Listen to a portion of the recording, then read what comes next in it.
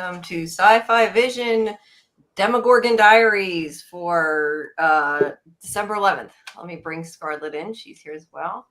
Oops. Hello, Karen and Scarlet. It's a fine avocado toast. Oh, I just took it off. I was so you could see your thing. That's okay. Oh, well. That's fine. We know it's there. We know it's there. But welcome, guys. Save it for later.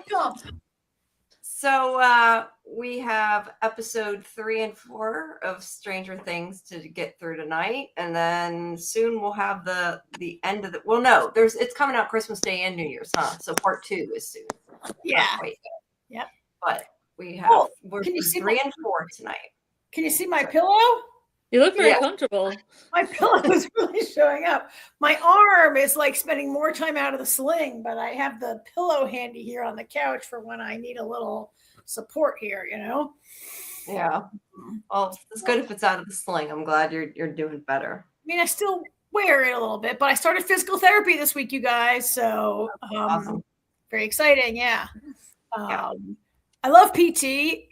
It feels so good stretching, and then like 5 hours later, you're like, "Oh my god, it hurts so much!" Right? But I'm glad my pillow looks so good on screen. I thought you were just getting comfy. I know. All right, you guys, you ready? Do whatever works. Yep. All right. Well, welcome everybody. Please, if you haven't, make sure you join our Discord. I pinned the message there in the chat. You can get our schedule of our streams and our watch parties as well. And yeah, please like the video, subscribe to Sci-Fi Vision. If you see a hype, hit that button. And yeah, we're doing Stranger Things tonight, and then we'll be back on Monday at 11 for The Artist, and we have our watch party at 9:30. That's all Eastern. Yep, and Tuesday for Fandom Access. Yes, and then I guess we'll be off for a little bit since we'll be done with Stranger Things after tonight for a little bit. Yeah, but it won't be that long. Then we'll be back again. All righty. So we let me ask Scarlet, since people have heard a little bit from us, what did you think of the last 2 episodes? They left her speechless. Yeah. You there, Scarlet? Oh, can you hear me? Yeah, now we can hear you now. What did you ask me? I'm sorry. I said, what did you think of the last 2? These next 2 episodes. How'd you like them? Hold on. Oh, we might have a little communication problem. Have to get. Yeah, I can't do 2 things at once on this iPad. I can't do 2 things at once on this iPad. Yep, close some of those tabs, girl. And on a computer, iPads don't have tabs. Oh, they don't. No. Okay. I literally just have to shut everything down. I can't do something as simple as look something up on a Safari or go into my email. Yeah. Or else it just messes up the StreamYard. So anyway, you asked me a question. You asked me how I felt. What did you think of these 2? Like I told you before, Jamie, like episode 3, I loved episode 3. It like brought me back to that place in Stranger Things that I enjoyed, like in season 1. It had a lot of humor in it. Erica's like my favorite character. She's really great. I like a lot of the minor characters better than the major characters, and I just thought they hit a home run with episode 3. Okay. But episode 4 was good too. Episode 4 didn't feel like it was an hour and a half. It went like both of those episodes went a lot faster for me than 1 and 2. I didn't know it was an hour and a half, so there you go. I guess so. Oh yeah, that's see. 3 was an hour and a half. Yeah. But I like that kid Derek too, even though he's a jerk. Yeah. What do they call him? Dipshit Derek? And then then he was delightful Derek. Yeah, like cute. But I don't have to like like characters because they're nice. I think he's doing a great job being a little bully and a little brat. Yes. Right. You can look at a character like Pluribus, where Carol is kind of a really unpleasant person, but I'm really rooting for her, and I show and a great characterization. So Jamie, we talked a little on Tuesday, but I rewatched these 2 episodes today. To prep for tonight, and I really like these 2 episodes, and I like them more than the first 2 because I just feel like I mean, I love that these 4 episodes just got really into the action. We talked last week about how in season 4 you never saw a Demogorgon until like episode 9, and this is like action, action, action. I love these 2. I love the gang in action. I liked a lot of what was going on, and I really like where episode 4 leaves us, waiting for the next chunk. Yeah, it's moving quick. That's for sure. Yeah, I mean, you liked them also, Jamie. These 2. Right? Yeah, I do too, and I agree with what Scarlet said. I do like Erica as well. I don't know that she's my favorite character, but I do like her a lot. And yeah, I think that there's a lot in these episodes. It's got a lot going for it in these 2. Like you said, a lot of action, the Demogorgons and stuff. But I think my favorite part is the end, though, because I think it like really comes together the way they did it. So yeah, I like you said, I like the way that they ended the 4th episode. I mean, I'd like to see the rest, but yeah, other than that, not that I think it should be the end, but I like where it's headed. Where we come to that climax where all the characters are. Yeah, I totally forgot about the trap thing they did in season 3 too. That reminded me of old school Stranger Things as well. Yeah, because I was thinking about Erica, and I was just thinking, yeah, she really sold it for me with the whole dinner scene. Yeah, that was a lot of fun. I mean, another scene too where she just tells them they have 1 minute too, which was great. I love Erica. I think I loved her. I think I loved all the kids a little more when they were younger. I don't know how old Erica is supposed to be. Like, Erica was really Lucas's little sister. 13? Yeah. I mean, she's in a physics class learning about Einstein-Rosenberg bridges, right? So she's not... So she's got to be in high school, yeah. Yeah, she's in high school now. And so her sassy, smart mouth, I still love it. It's just coming across in a different way than when she was like this little, like hyper intelligent, hyper confident little kid, right? I mean, look, she still is. For a teenage girl in like the 9th grade to be that hyper confident is awesome, right?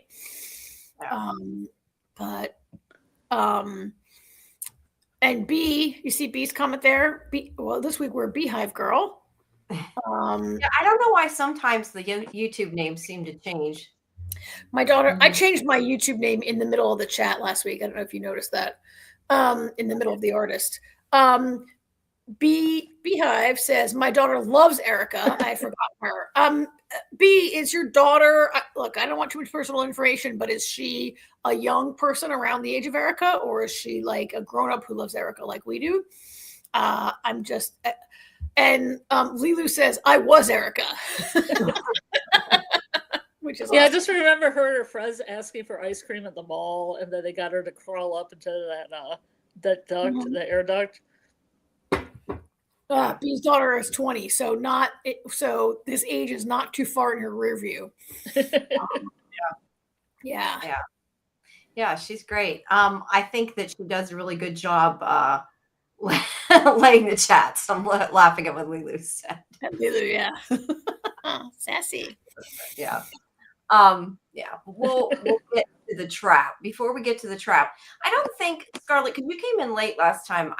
Did you join our discussion about what you think the wall is made of? We sort of talked a little bit about it. Yeah, I think so. I think that's when I just came in. We were talking about like maybe human parts and goo and organic matter.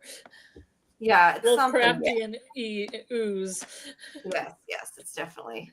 It does seem organic, although it doesn't react at all when Hop is stabbing it, right? But it does seem to be some nasty, whatever. All the upside down, you know how the upside down is like a hive mind, and even if you step on the vines, like it's made out of like that viney stuff, maybe, right? But also with these big throbbing blisters. Of something gross that to me I still call egg sacs. I know they're probably not, but I still say they're not. But Demogorgon sacs. Okay, Lulu said, was the guy's pee melting it? I didn't think the pee was doing anything to it, was it? Not that I noticed. Well, it made it kind of steam a little bit.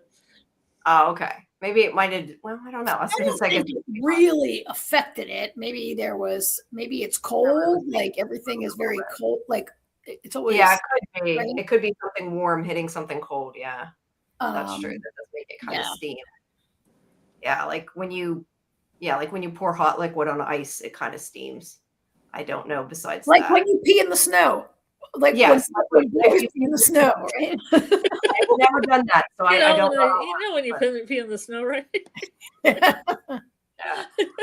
Jen says, I thought that peeing was a sign that he knows what it is. So he has no regard for it. Yeah, we talked about this a little bit last week. I think the guy's just an idiot, but I guess both can be true. We talked about it on Tuesday night. I felt like it shows that he considers this wall as no threat. I don't know if he knows what it is, but it's absolutely not threatening him at all. And he has no regard for it. And it's also like a little insulting and dismissive of it to pee on it, right? But no regard is a good way for it. They definitely know enough about it to not be afraid of it, despite its throbbing kind of living aspect to it. Yeah, I just wonder if that's going to, turn around and bite them later because they should have paid attention to it. I don't know. Let's see. Jen also said, I think Erica would manhandle Pennywise. She has no fear. Yeah, she's not scared of anything. That's very true.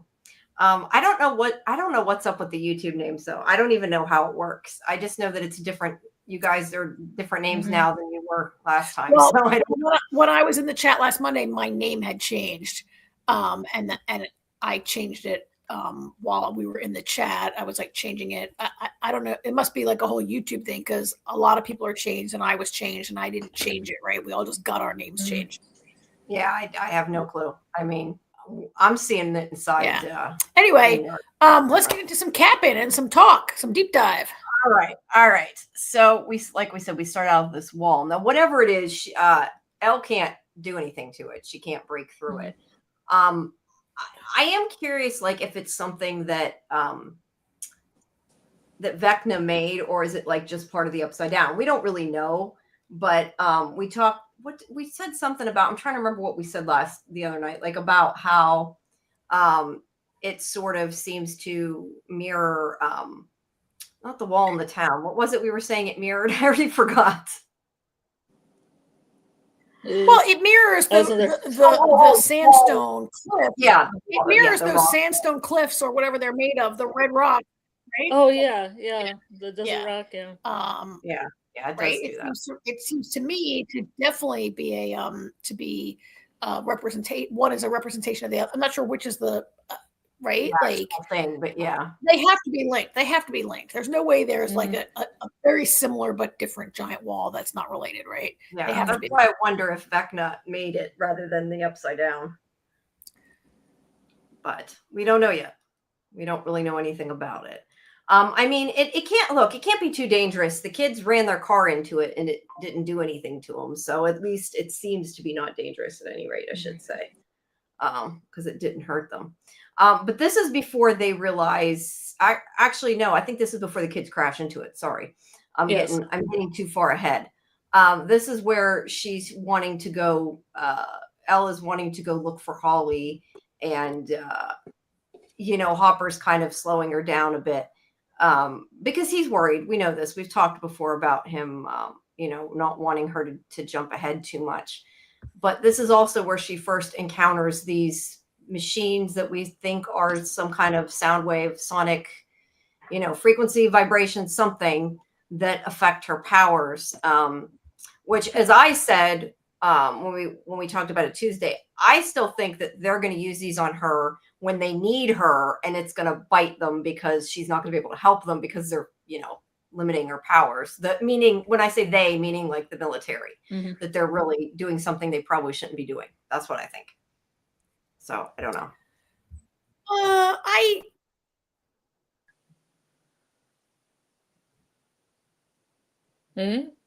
There, you free. I was waiting for her to say something, and I'm like, whether Elle will overcome them or there will just be a way to disable them. I mean, they're easily disabled by shooting them, by turning off the power, by stuff like that, right? That's true. I just wonder if they're going to wish they had. And I wonder how much they will be. Yeah. Hey, I'm going to just sign out I'm having some internet. I'm going to sign out and sign right back in, okay? Okay. I was going to say, because we missed the beginning and the end of what you said. Go ahead. Yeah. I think we got the gist of it. We got the idea. Yeah. Well, now she's got your icon. Oh, well. Oh, yeah. So why does 11 take her shoes off? Is there a reason? I forgot if there was one. I assume, does she take it off now, or you mean when she goes to run to the building? Well, it's just some talk to Kara gets back. Yeah, no, I assume that if you're talking about when I'm guessing she does it, I figured it was probably to make her quieter when she broke in. But beyond that, I didn't really think much of it. Yeah, because I figured she's running. This is the problem with watching so much Stranger Things. It all melds in together for me. Yeah, I get that. Yeah, say to make less noise when she hits the building.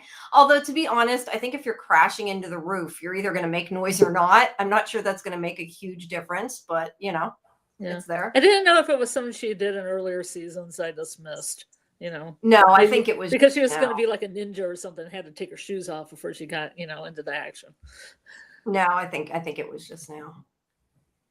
You got it working, Karen? Yeah, I can hear you. Can you guys hear me?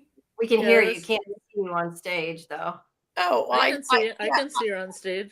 I'm on stage, but I see a little avatar instead of. That's what I mean. I just see Scarlet's avatar. I'm not sure why. That's weird. I see Karen. I see Karen perfectly. Oh, you do? Yeah. Oh, I don't see myself. I just see your. I see. You mean you see her below the stage, or you see her on the stage? I see her on the stage where she was when she logged out. She's back where she was. Yeah, I'm in my little box, but I don't see my face. I see the Scarlet's avatar, actually. That's strange. No, I don't see not Scarlet's face. Whatever Scarlet was when she popped in. You know what? It's you know what it is? I know what it is. Her I think it's because because you're number 2. That shouldn't happen. I think it's because you disconnected and reconnected. Hold on. Because when I go to the edit, I see you because you're like in the edit window, if that makes sense, when I go to change the screens. Mm-hmm. So then I have to, I think, save it and move you back. No, it's still showing the same thing. Weird. I don't know. Can you guys see? There's some boxes around. Yeah, that's weird. I see her and then she disappears. I don't know. Do you guys see Karen? I went off stage. Let me go off stage and you add me, Jamie. Okay. No, all right. Well, my face. I can still see her though. I can see. That's weird. I know, but it's weird that we can't. It's weird. Like when I press the edit to edit the layout, she pops up. That's what's really bizarre. So it's something with question to the chat. Can you see Karen? Yeah, it's something with StreamYard. B says she sees an avatar. So yeah, I don't know. All I can say is unless you completely go out, because they can't see you. I'm not sure why Scarlet can. That must be maybe it's the iPad thing. I don't know. You guys keep talking. Do you want me to go out? Let me go out. I don't think it's you. Maybe you can bring me back in. Okay. There we go. Oh, it worked. It must have been they needed swap then for some reason. Okay. Yeah. All right. So she'll come back and then we'll jump in. Add her to the stage. You were correct, Scarlet. That fixed it. Ta-da! Yeah, it must have been they somehow got swapped. I don't know why it was telling me she was 2 still, but oh well, it's fixed. All right. I'm sorry that I took us off the chat. That's okay.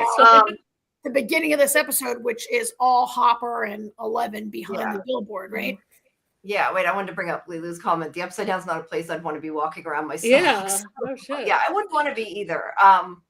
Who is? Is somebody wearing their socks? She's young, so maybe she don't mind. She takes her shoes off when she runs to the roof. I'll tell you about this I had a question about if 11 always takes off her shoes when she's about ready to get, into action. But she doesn't. She does? I don't know. I feel like taking off her shoes wouldn't make a big difference. Like it is your weight landing on the roof that's going to make the noise, not your shoes. Like, but she's still walking around the place. Maybe she's more concerned with after. I don't know. Comment earlier in the chat. Yeah, I didn't get it either because it's not like she was wearing heels, right? Like she's not wearing some shoes she can't jump in, and it's her weight on that metal roof that's going to make the noise, not like just shoes. But whatever. When she ran her course, maybe she took them off. I guess that would be a question. She had shoes on when she ran that course. Yeah, I thought so. So I don't know. Anyway, it's something weird. It's not important. You wanted to walk in the upside down goo. Yeah, it's not. I'll just stick to stuff. It was something Hopper brought up. I don't remember him saying it. Okay, that's interesting. I don't know why. I guess I just blocked it out because it wasn't important. I don't know. But that's Hopper. Yeah, Hopper. It's hard to tell. All right. So she's still trying to get in touch with everybody. Oh no, she's still trying to find Will. I forgot. This is when Will's gone. Sorry, guys. So he went off with Robin to try to use his powers of, I don't know what you want to call them, radio powers, to connect to the hive mind and try to find out about Holly against his mother's wishes. And she finally figured out they lied about the flux capacitor and that he wasn't doing what she said, and she flips out a bit. And I think we've kind of already talked at length about her, coddling him, but we also kind of get it. Like she's scared, it makes sense. But I do like her progression in these couple episodes to being like totally in the gang and like, and really like she comes to a point where these kids are very experienced with the Upside Down, in a much more experienced than she, despite the fact that Joyce has fought Demogorgons in Russia, she's not really as experienced with the demons and everything. And she does come to a place where she, is taking their lead. I mean, she rolls her eyes a lot and she's skeptical, but she goes with the flow eventually, right? She does, which I appreciate. Yeah. And Will's, we talked too, like Will's being braver than he was before. And I don't know if he's changed that he's braver, or it's more because he wants to save Holly and it's given him what he needs to be brave, because he's, it's happening to somebody else. He doesn't want to let it happen to somebody else. So, yeah. I thing about Will, like being brave or whatever, like Will is traumatized in a way these other kids aren't, right? Like Will was captured by Vecna when he was like, how long ago was it in the show? 2 or 3 years, right? Like he has been through a thing in the Upside Down that they've been in and out of the Upside Down, but he's more traumatized, right? Like sometimes pushing through the trauma maybe is the better. Sometimes when I say things like Will's afraid, he's not a coward. He's not less brave than his friends. He's traumatized more than his friends, right? And has a protective mother. Like the other kids, the other kids' parents aren't protective because they don't know, right? Yeah. Like the parents are not involved at all, and they just don't know. Somehow these kids have managed to like never let their parents know what they're doing, and it's amazing. Yeah.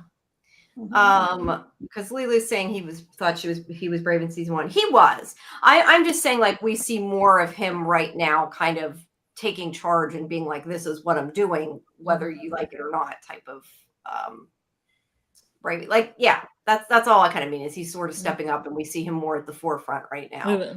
Trying to move that bowl cut around so it's not so much a bowl cut anymore. Yeah, he needs a new haircut. That would becoming help. A man. And he hasn't had a lot of chance to figure it out. He still hasn't figured it out. I don't think any of them have, but especially what's happened to him, he doesn't even remember half of it. The only reason he's seeing himself hooked up to the, as we're calling it, the umbilical cord thing, is because he saw it through Vecna, when he showed it to him, or he saw him, whatever he was seeing, whatever, however you want to say it. He didn't know it, so he still does not remember everything. He's just now learning, I think, what all happened. B says, was Holly the same age as he was when he was taken? No. Will was 12. Will was 12 in season 1. Holly is supposed to be 7 right now. But the actress was like 13. Like they finished principal. I looked this up. They finished principal photography last December. That actress is now 14. She was 13 when she finished shooting it, right? And she's supposed to be 7. So Will was 12. Holly is now 7. So she's in a very different. It's just hard to tell when the actors aren't anywhere near the right age. And in terms of, I think, does Holly seem, Holly's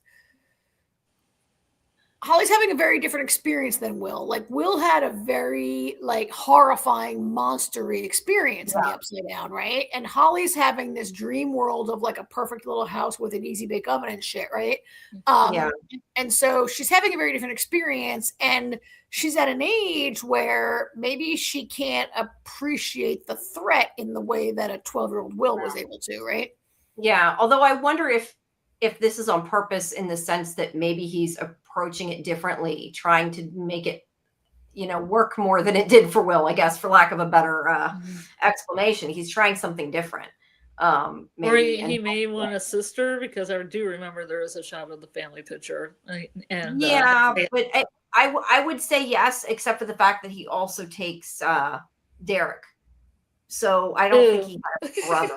That's the only reason I'm saying I don't know that that's the case, just because he took Derek too. But yeah, that does kind of make sense otherwise. But she's the only one in a nice house and everything. Yeah, well, I think he's bringing Derek there, isn't he? I thought that was the point, was to bring him to the house too, because the pancakes. When he says he's going to make pancakes Derek likes. Holly looks like a grown-ass woman. Yeah, we talked about that. She does not look 7.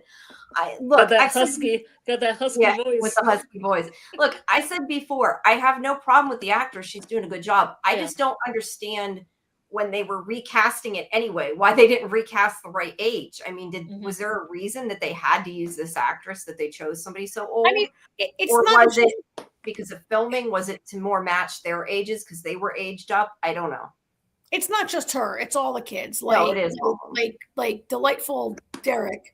I think he's supposed to be 9, right? Like, there's a comment in episode 3 or 4 where they say they're writing up the kids who are aged 9 to 10, and all those actors seem to be older than 9 or 10 years old. Also, I know that Hollywood, it's easier to work with an older kid, right? But I mean, casting a 13-year-old to play a 7-year-old is not the same as casting a 30-year-old to play a 20-year-old, right? Yeah, it's a little weird. And Jen was saying Will was 12 or 11. I don't know about that. I think, you're right. It depends what site you look at, and I'm not sure what's authoritative. I have seen that he was 12 when he shot it, and the character was 12. They were all around the right age of their character when they shot that first season. Yeah, well, this is what happens when you take years and years to finish a show. That's what I was going to say. Yeah. I can't say anything because I love Yellow Jackets, and Travis is like 35. Yeah. So. Yeah. It's like 16. She said in season 1 he's 12, but later in season 3, and now Joyce says he was 11. Maybe he was almost 12. Maybe he was ready to turn 12, so they just rounded up sometimes. Yeah.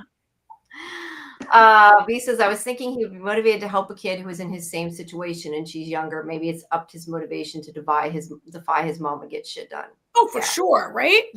Yeah. I mean, he even says that, I think, was it episode 2, you guys, where he says, like, I can't leave Holly. I've been there and I can't leave Holly to go through the same thing. Yeah. So I think that's pushing him. That's for sure. And Jen says B says the Duffer Brothers admitted they forgot things and made mistakes. I'm not sure casting a 13-year-old as a 7-year-old is a mistake they forgot about, but I'm with you. They'll just retro crown all that stuff later. Yeah. Here's a great comment that I'm gonna put this up now, and we're gonna come back to this probably, Lilu, like multiple times. Like, I don't think Holly was taken by Vecna. Like, let's just put that out there and think about that through our conversation tonight, right? Huh. Interesting. So I gotta ask Lilu, who do you think took Holly? And do you think then it's being faked, or I'm curious what she means by that comment. So we'll see.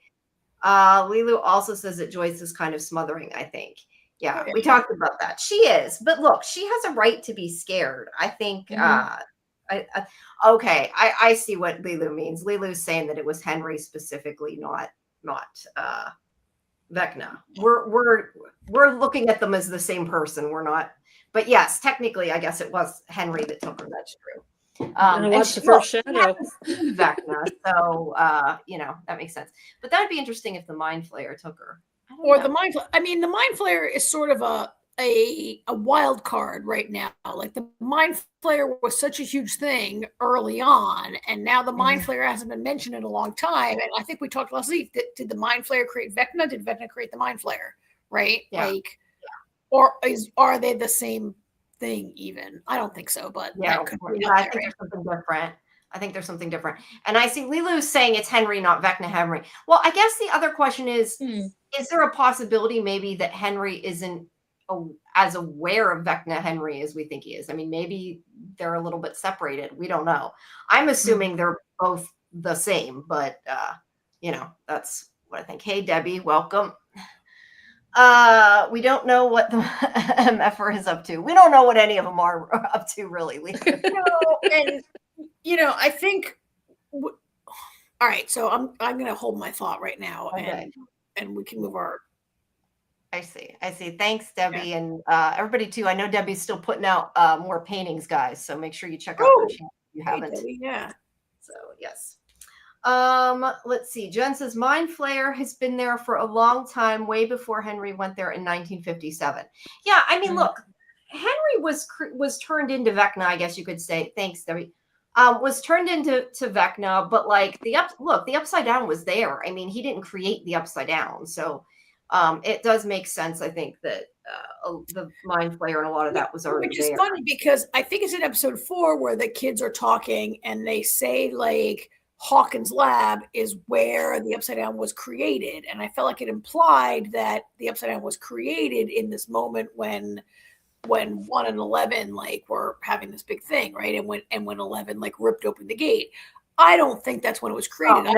I agree that it was there, and Elle just opened a gate somehow. Yeah. I thought that was kind of, or at least I took that as being, well, I guess it didn't actually outright say it, but I mean, I thought it was pretty much confirmed. Yeah. I mean, she ripped open a hole, but it's in there. Yeah. No, like, says the lab is where the portal was created. Yes. It's not where the Upside Down was created. It's where the portal was created. Yes.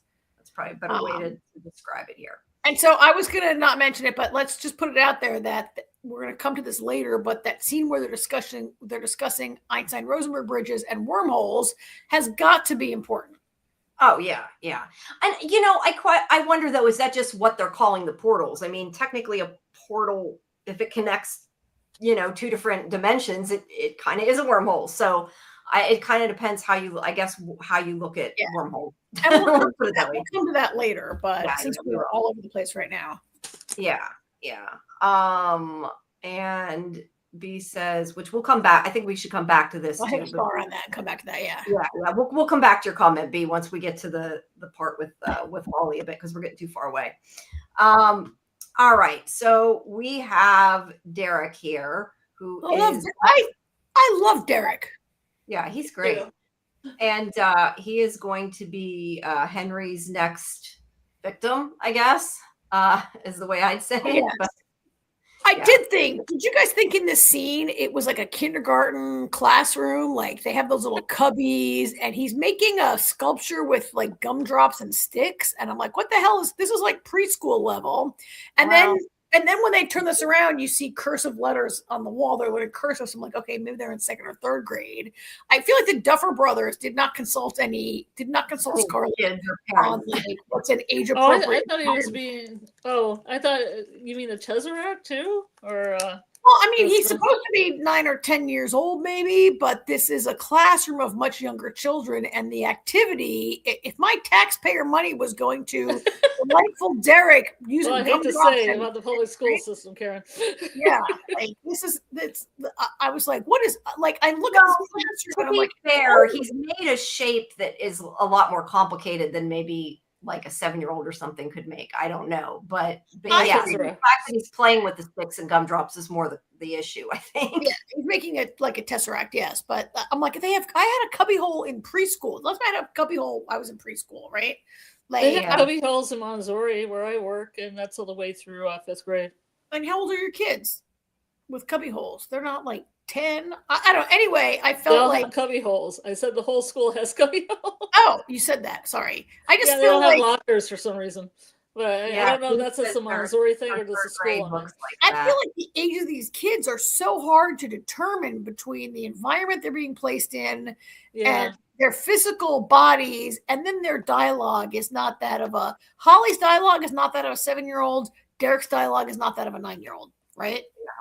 Yeah. Well, maybe they're doing that kind of Jurassic Park thing where there was that really smart kid who did gymnastics and she was like didn't act her age.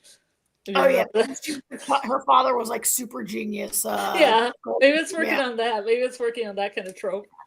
Yeah, kids movies. Yeah. Well, also here's a good point.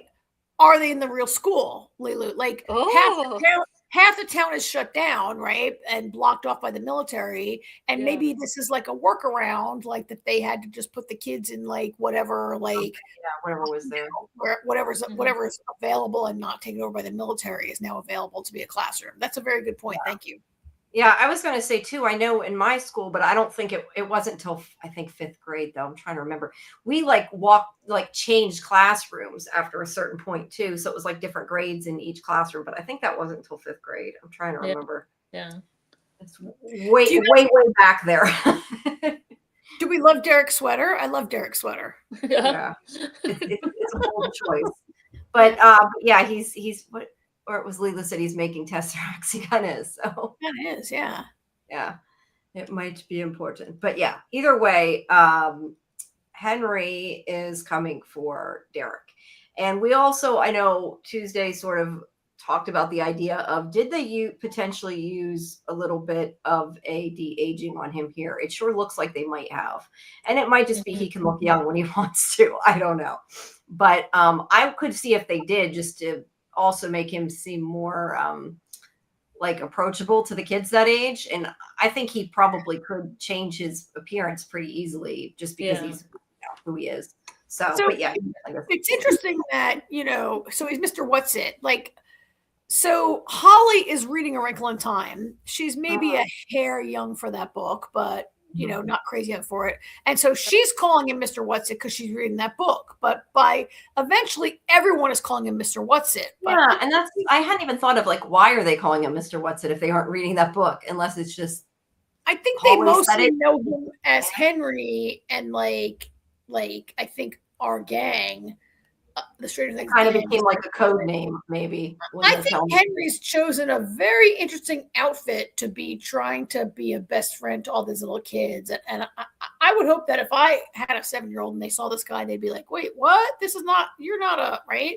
You're not my age. Yeah, you're the way that he, I mean, it's very Stranger Dangery the way he's dressed, right? Like, what? Yeah.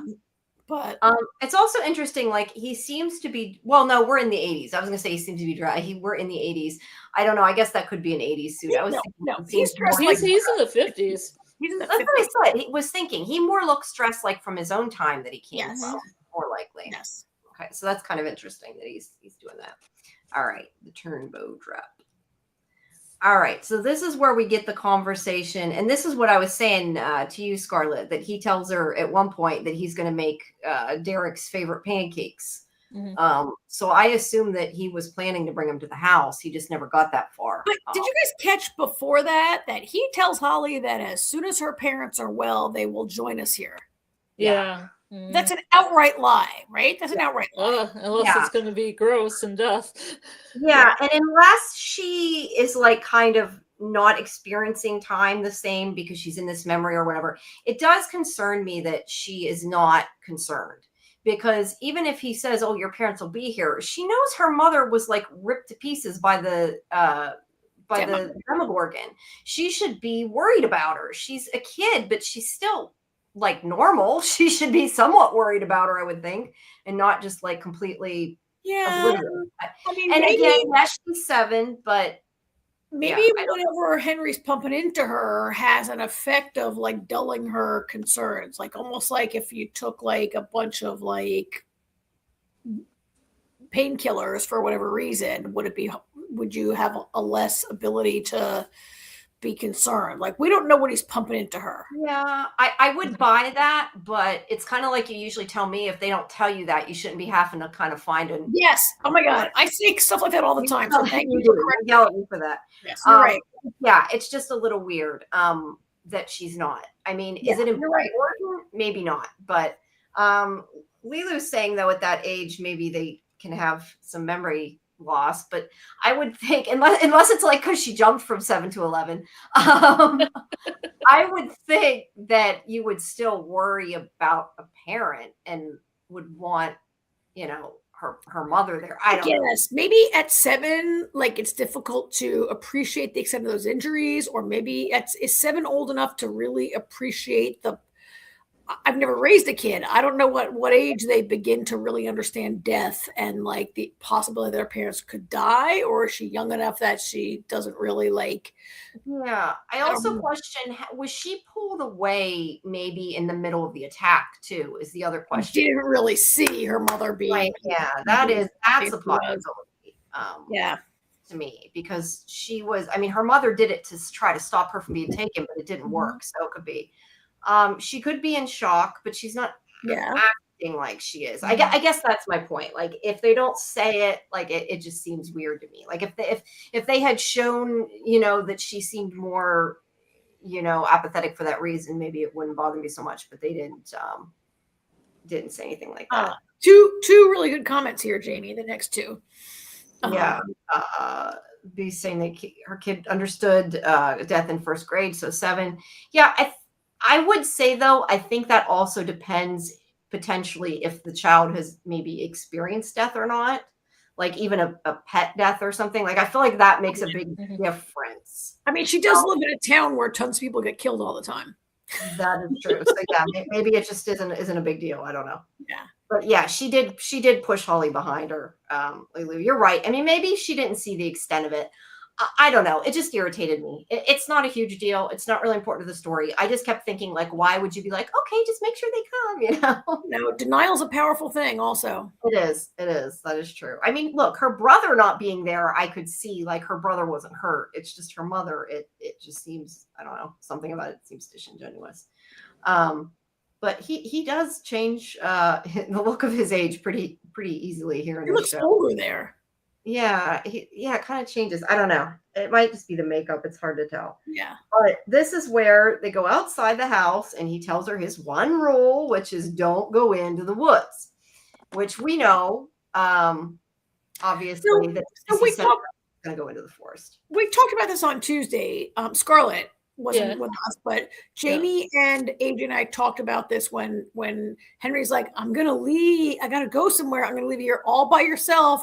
I have one rule, don't go in the woods. When I watched this, I was sure he was setting her up and testing her. And when I saw that note in the mailbox, it was a test, right? I thought Henry was like setting her up, like to I mean, it's like if you tell a little kid, don't go in my closet, they go right in there to find the Christmas presents or whatever, right? Like I was sure it was a Henry setup. I still think that's interesting. I just was sure that it meant it was going to happen. I did not think he was setting it up. I thought that writing was a little bit too feminine to be Henry's. Yeah, that's true. Yeah. But yeah, I like that we both look at it different ways because it makes it come across different, and it really. Yeah, I mean, I don't know. It gives it that fairy tale edge too of not going in the woods, like a fairy tale kind of deal. Right? Yeah, and she does have this whole thing looks like a fairy tale. That's one of the reasons I like this episode because of all the fairy tale feel to it. Yeah, and Jamie, she's got, as Jamie was saying, that the whole Little Red Riding Hood look with the cloak and everything, right? And even baking and did Henry just make that cloak appear so she could look like her D&D character? I'm kind of confused about that. Yeah, or was just there. Yeah. Jen says he definitely set her up and left the boombox in the mailbox. See, I thought that was just to keep her happy in the house, so she had something to do. That's why he could look at it. She could have a montage of and just giving her a gift to ingratiate himself with her, right?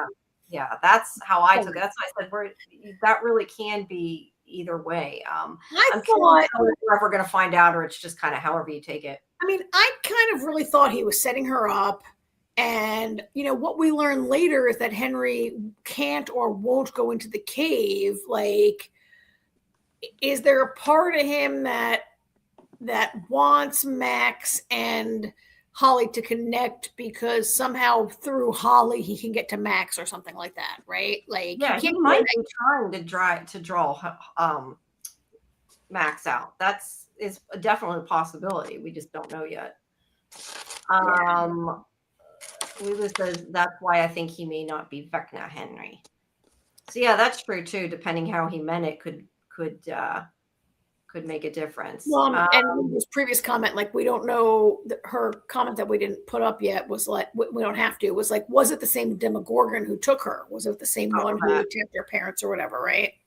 Yeah, and that's my other question. Like, it seems to be, I thought it was supposed to be that the Demogorgon, tried to kill her mother, didn't work, but he grabbed Holly. But I mean, maybe the Demogorgon did grab Holly because she clearly was afraid of the Demogorgon, but maybe like Henry saved her from the Demogorgon. I mean, we saw a Demogorgon grab her by the foot and drag her. We did, but I mean, the fact that she's with Henry, is that because she doesn't really remember what happened, which could account for all of that, or did he save her and that's why she's following Henry? That wasn't something that was in the show that we get an answer to, but it does make me wonder if maybe she thinks he's a hero because he protected her. But if he did, they should have shown that, and it's not shown. So I just question how she goes from being attacked by the Demogorgon and her mother, almost killed, to being with Henry all calm. Like there's some disconnect that they didn't. Because she's trapped and he's pumping her with whatever. She's not really in that house. Right. But that's my point. Like they should have, I feel like if that's the case, maybe they could have shown something of that. Well, they do show it in episode 4. You see her. You see her in episode 4. Will has the vision of her like on the post with the thing in her mouth. You see it in episode 4. You just hadn't seen her here at this point. Right. So it could just be that she doesn't remember a lot of what happened because of whatever's going on too. Let me click Jamie. B says, I didn't have that thought that he was setting her up. I thought he was giving those gifts to keep her in the house. But here's the thing. I have a question about that. I don't know if you guys do, but why keep her in the house? He says there are monsters in the woods. Don't go in there. But there are no monsters in the woods. There's only Max in the woods. Yeah, but he doesn't want her to go to the evil cave where he can't go into. Right. Yeah, I think he just doesn't want to. Yeah. No, I don't think he's not setting her up to trick her. He just truly doesn't want her to go there. That's how I took it. Yeah. Okay. Because he can't go there because he gets the shakes. Yeah, we don't. Let's see. Lila says, I think those memories were good memories. Mind Flayer, I'm assuming that's Mind Flayer. Wouldn't want Henry Vecna. Interesting acronym.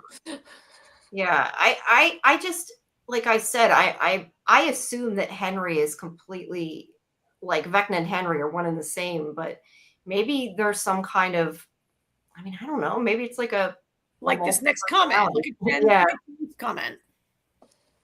I think it was Henry that was trapped by the Mind Flayer in 1957, wants to get Holly and Max together to fight the Mind Flayer since he can't.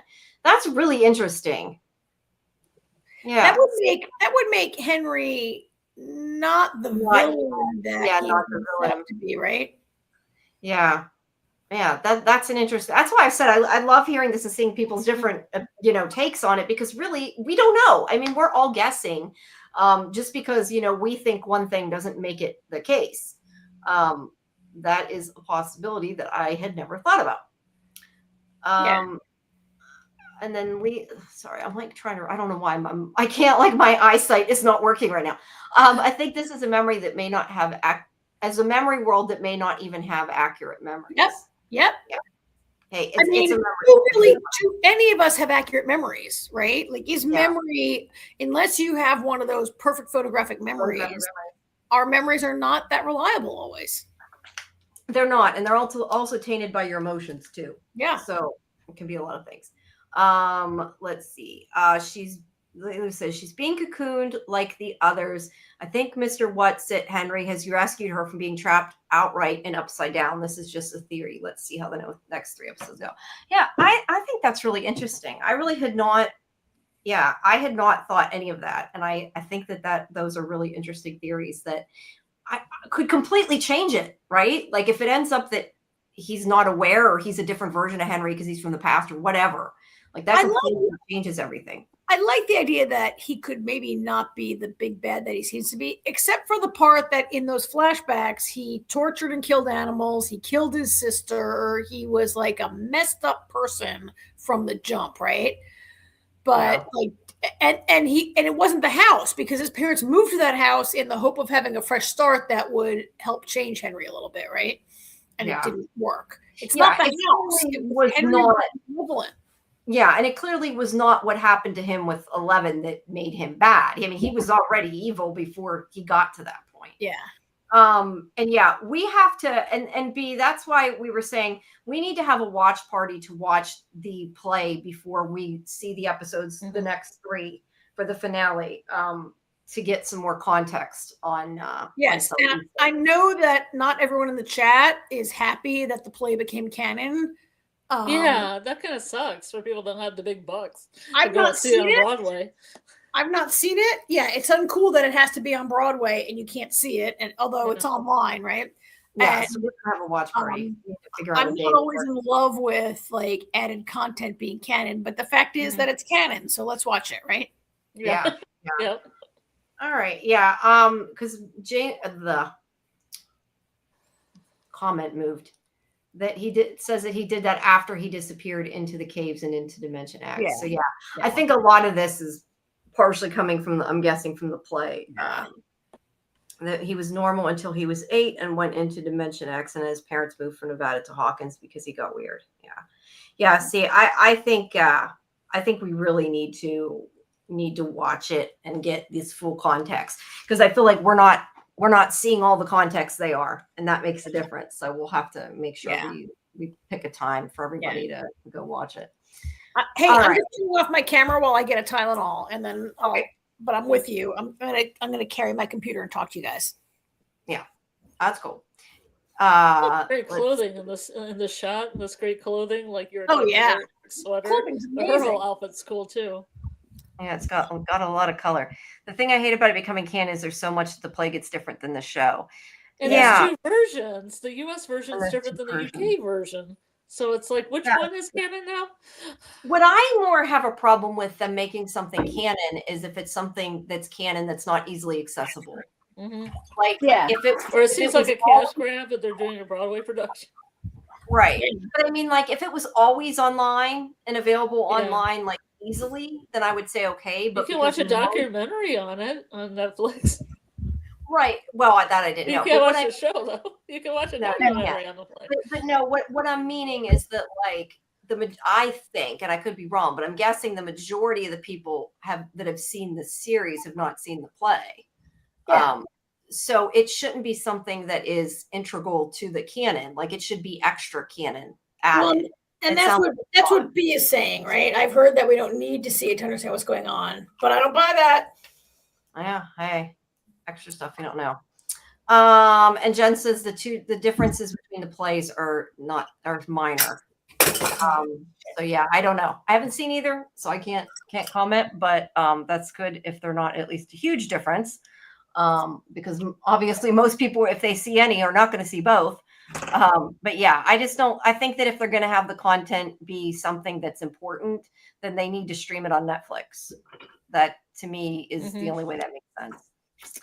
All right. So Holly has been told don't go out is the point. They had to change some of the words like they did in Harry Potter to make that would make sense. What? To just change some of the like what words did they have to change? Like when the first Harry Potter book came out in the UK, it was Harry Potter and the Philosopher's Stone. Oh. And in the US, it's Sorcerer's Stone. Or in the UK books, he wears trainers. And in the US books, he wears sneakers. I thought they had changed whole different scenes in the play, like changed the context of some of the scenes. I don't know about and took some of the scenes out of the US one. I also don't understand that they think that people can't understand it. I mean, I guess maybe kids wouldn't, but I would think that that's something you would still pick up on and get. Never underestimate how stupid people can be.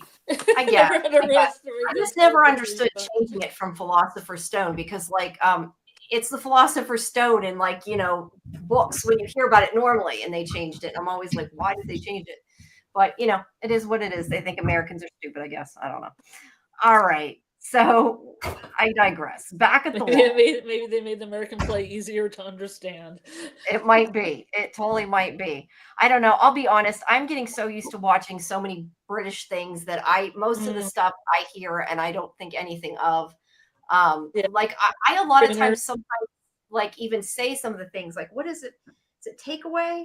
No, people say takeaway. It's like, yeah. People say takeaway too. What is the thing they say that means takeaway though? I'm trying to think. It's when you pick up food. No. I mean, there's a word they use for takeout. I thought it was takeaway, but they say takeaway. Americans say takeout. It says takeaway. Okay, it is takeaway. I thought it was something more. I guess I've heard it so many times it doesn't seem strange to me anymore. Okay, in Hawkins they say takeout. Yeah. My point is that I've watched so many British shows and stuff at this point. I hear a lot of it, and I don't necessarily even think about it. I've gotten used to the accents too. We digress. Yes, we're getting too far off track. All right, so they're at the wall. We left them at the wall here. I think this is this the peeing thing? This is where he grabs him, right? The wall pee? No, that was Hopper. I thought that was that guy. Is that guy? Yeah, that is that guy. That's where they grab him. But this is where you didn't get a pee shot. We're past the pee.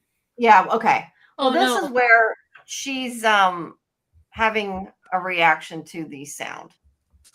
And there's a moment, I correct me if I'm wrong. I think what happens is they find the knife that Hopper left stuck in the wall. This is the pee shot. He pees and he sees the knife. Oh, he sees the pee shot, yes. And he sees the knife, and they realize these guys are around. And then one of these guys says, "Get on the hedgehog," and the other guy jumps up there and turns on the sonic weapon, whatever it is, the mind weapon.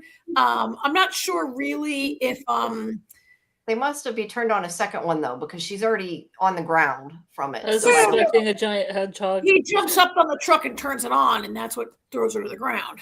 Right, but I mean, she's on the ground before that, is what I'm saying. She's not on the ground before they turn that on. She's not. Okay, well, if she's not, then the pictures are somehow out of order. Right? I think it's when they jump on the truck and turn it on is when she's thrown to the ground. Yeah, I don't know. It's possible they got out of order. They should be by time and stamp instead of by update, but it's possible when I added some, they didn't go back in. So I could be wrong. I just watched it today. It's not super important. I'm just saying it's possible. Sometimes I've added them after they might not have went back in the right place when I took more captures. I'm not sure if the truck is the hedgehog or the weapon is the hedgehog. If in the military, I think this is the vehicle, not the weapon. Yeah, because hedgehogs are really those things when in D-Day when they invaded the beaches and they had those big metal X's on the beach, those are hedgehogs called also. I think the military likes the word hedgehog. Maybe. But anyway, she's basically incapacitated by this. I'm not sure. So at the time, I thought it might. When we first see it affecting her, it looks like a loudspeaker, and I thought it might be sound. But by the end of these 2 episodes, I don't think it's sound, right? I think it's either a sound wave people can't hear, or it's a vibration. That's kind of how I look at it, because I think at one point she says something about the sound and he says he can't hear it. So it's not an out loud thing, but I think that I don't know. I take it that it's some kind of sound waves or vibrations or something that's affecting her. I don't know, because in the end we see, I'm not sure where it's being.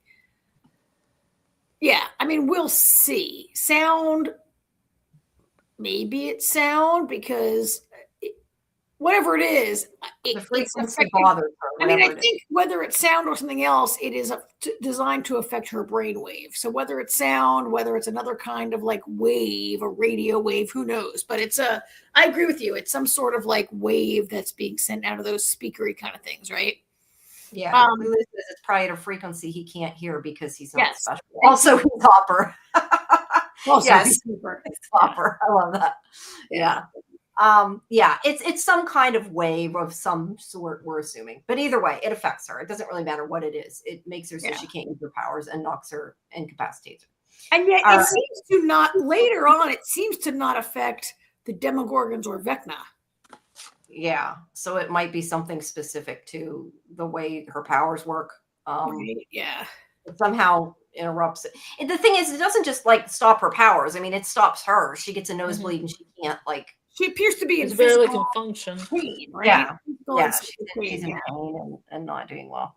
At any rate, this is where Hopper has the shootout with them behind this awesome sign. And they shoot at each other, and there he is. He has these 2 grenades. Oh, there's shooting the hedgehog. Yeah, and he shoots the satellite. It's like a little mini satellite dish. At least that's what it looks like to me. Whatever it is, sound speakery projectory thing. Yeah. Yeah, he shoots it, and then she's fine, and she's like, I'm going to kill you. At least that's what it's like to me. They're definitely like, oh, this is not good for them. We know that. That's interesting. Jen says radio waves or sonic waves probably tying into the radio tower and music, perhaps. Music and even the radio waves is kind of a big thing in this show, so it would make sense. But again, it's kind of one of those things where unless they tell us like scientifically what it is, we're just kind of left to wonder, and it doesn't necessarily matter. We know that it incapacitates her. It's some like pseudo-scientific nonsense, probably. Yes, that probably. Yeah, probably. All right, so here they are at the radio station. I love that picture. I love that shot. Yeah, it's great. The squawk. So they are still trying to figure out at this point how to get Hopper to hear Hopper from the Upside Down. I love this shot also. Do you think that the actor who plays Lucas grew his hair like that, or that's like a wig? Probably a wig. And I love Dustin with his busted up face and gigantic Mike. Yeah. But I have to assume I'm going to say a wig, because otherwise that kid's going to go around with hair from the 80s. I don't know. Oh, you could start a trend. Well, revival. I mean, if they paid me enough and I could do it, like people grow their hair sometimes for a role, right? Or cut it all off for a role. Yeah, that's true. That's true. But it could be some sort of hair addition. The consensus in the chat is it's a wig. So yeah, we don't really know unless you watch a special and it tells us. We won't know. But they're at the radio station and trying to figure out. Now this is Will. He's, I think, still with. Is he still with Robin there, or is he already back? I think this is when that shot might be when he gets to the play. He runs off with Robin. He gets to the playground and has a vision at the playground. Maybe playground shot. He's probably telling him what he saw. Either way, they're still trying. Yeah, the point is they're trying to find Holly, and now they know that Derek is the next intended target. Is kind of part of what's being discussed. In addition to trying to find Hopper, right? They're making their plans for rescuing people.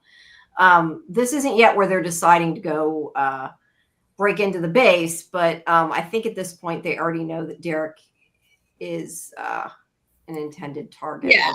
And this is where Mike has his, like, is that Mike or Will? Will's explaining the plan, but this is the plan to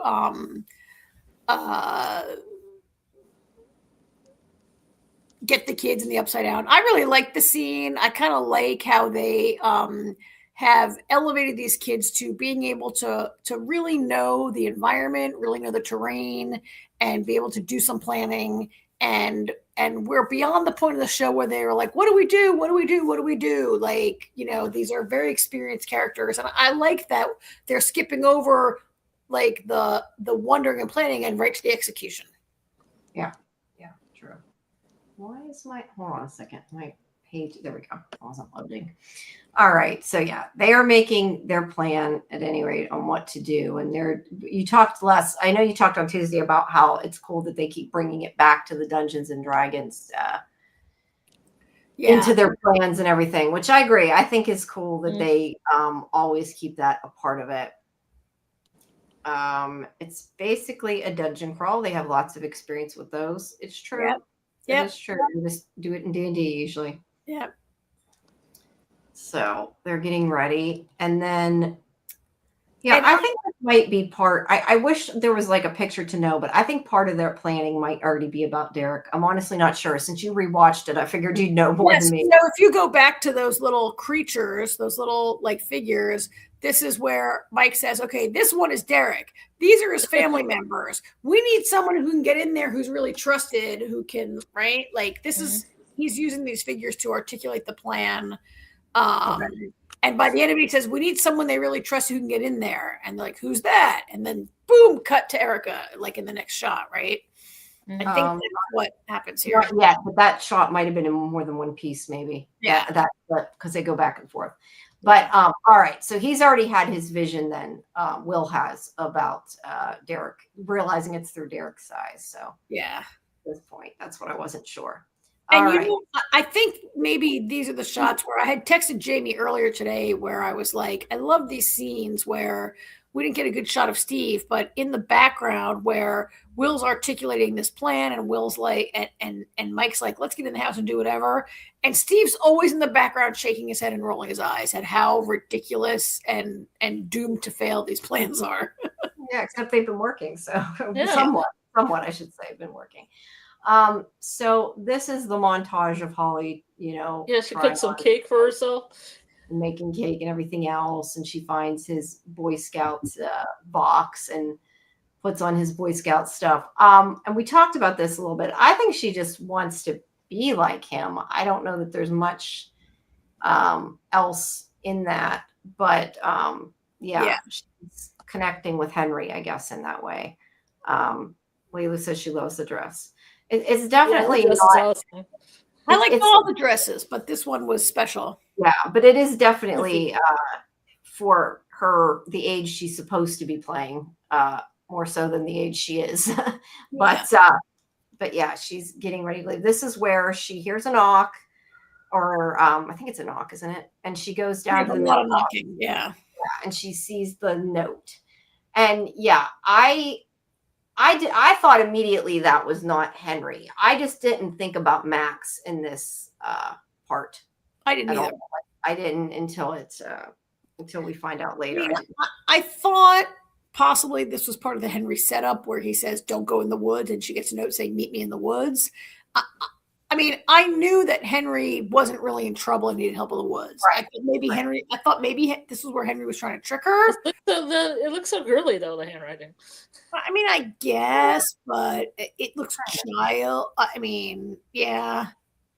The only thing though, hey Dieter, the only thing though that I would wonder is if he was going to try to trick her, like, if we're saying she's 7 and we're going by the age she's supposed to be, I feel like a 7-year-old being told don't go out and then getting a note that says come out, like, wouldn't necessarily reason as much of, like, I mean, I know she says he said not to, so she does remember it, but I mean, I feel like a 7-year-old wouldn't necessarily reason as much that she's still not supposed to, you know what I mean? Like, she would, I could see her following the directions, just because it tells her to. She's 7, you know. And I do think, I look at this note, it's written, it's not in cursive, it's in regular printing. It's all, there's no word that's more than like 5 letter. This is a note that you write to a 7-year-old, right? Yeah. Maybe a 7-year-old. How old do 7-year-olds read? I can't remember. I was back then they learned cursive though in school. Now they do not. Well, I learned cursive. I don't think I learned it when I was 7.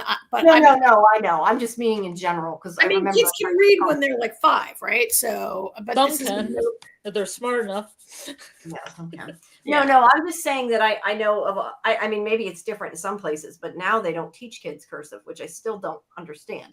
But yeah, it's excellent for parents writing like Christmas lists and things you don't want your kid. You don't have to write letters anymore, I guess. Yeah, I guess not. Lilu says, I love the season. It's so little girl forward. That was not what I meant to click on, but there we go. B said, I think the writers needed a way to make her look like her D&D character with the whole. Yes. Yeah. I'm just saying, it just materialized there.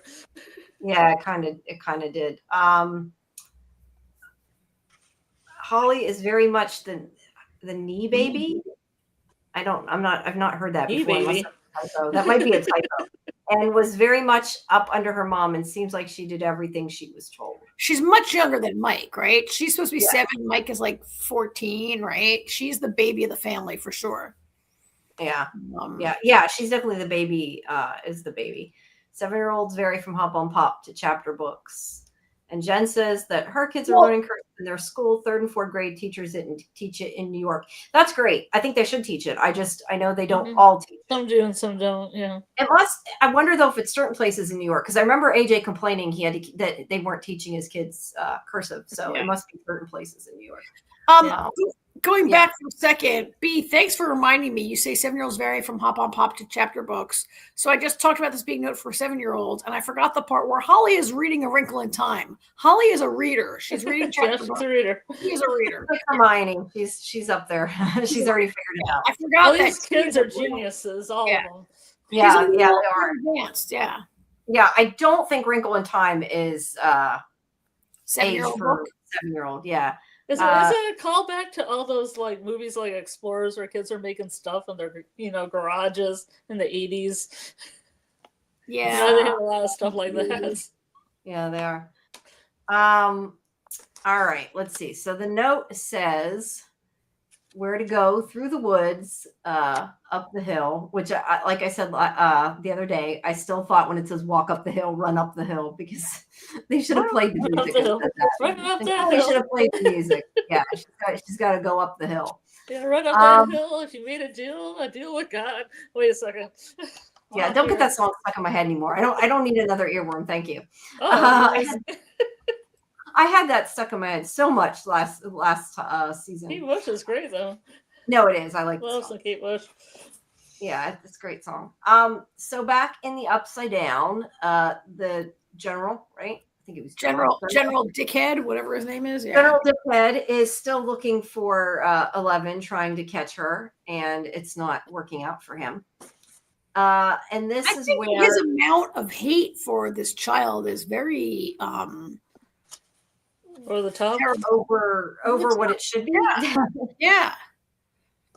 Yeah. And have you noticed how like all his guys just call 11 the freak? Yeah. They just call her the freak all the time. These guys are very angry and mean and scary. Yeah. Anyway, and he's got like 2 collars, like everybody in the 80s had 2 shirts with 2 collars, but he's got like his whole like outfit is very like, sort of, I don't know, like it's almost like the collar of a cloak on like an evil like Darth Vader type person, right? Well, that's fine. Yes, it's very stereotyped as villain. Yeah. Lilu says to him she's not a child, she's a weapon. That's also true. But yeah, I don't know. He's obviously more afraid of her than he should be. She's not a person to him at all. Yeah. And she was created to kill. She was created to kill people. But we know she's good. So we're seeing it obviously from our point of view. But he still seems a little over, maybe a little over the top. But I don't know, because it depends. We're seeing it from. She's kind of like she's his Moby Dick. She's kind of like his white whale. Like he can't catch her, and she keeps beating him, and it's making him angrier and angrier, right? Yeah. Yeah. B says, I wonder what those men have been told about 11 versus what Dr. K thinks or knows about her. I mean, he may not know how far her powers go. I don't know. I think he was there. I think he knows. I don't know if he was there, but I mean, he knows that she blew up that helicopter. I don't think he saw that because he went around. But do you remember at the end of season 4, he comes up that staircase out of that doorway, and there's like 10 dead people, all those dead scientists lying around, and the crash soldier. So she killed some of his men. So he's not happy about it at any rate. Yeah. And they seem to. Can you go to Lilu's last comment? Whoop.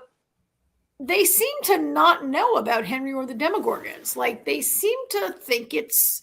I mean, they see the wall. They're in the Upside Down, but they seem to think it's all 11, or at least this general guy thinks. Yeah, they have to have seen the Demogorgons. I would think. I think they just think maybe she could be controlling them. That's possible. All right, so this is where she tells Hopper she is going to go inside and stop them. She also. Okay, wait. This isn't about the door. This is where she says, "I can break into that guy's mind," right? Yeah, you're right. This is where she wants to break into his mind, not where it's happened yet. And he's like, I'll do that. I'll capture him. And, that's his job, which clearly she doesn't listen to. And he says, look, they tried for 2 weeks to break me and they couldn't do it. How are you going to do it in 20 minutes with your vast training and like counter, Yeah. And of course she's able to because, it's a TV show, but that's neither here nor there. All right, so we go to the science class for them talking about the wormholes. as we said earlier, the Einstein-Rosenberg Bridge or whatever it is it's called they're talking about. Yeah. And this is in Erica's class, and they get her out of class. Yeah, her favorite class. And her brother and Mike get her out of the class because they need her help, because they need to get Derek's family out of the house. And she was best friends with Derek's sister, and she doesn't want to help, but they tell her that the girl will hate her after this and she won't have to deal with her anymore because they know she's really pissed at her. And of course that works. And then she's like, sure, you should have led with that. So she was willing to help them. So for those were like frenemies, her and Tina. Yeah. They've been frenemies. Like Scarlet, isn't this like totally, and Jamie also, and everyone in the chat, this is like the most like 14-year-old girl conversation I could imagine, right? Like, yeah. And the boys are like, wait, what? Your best friend? And she's like, not as of 12 days ago because of gym class. Like,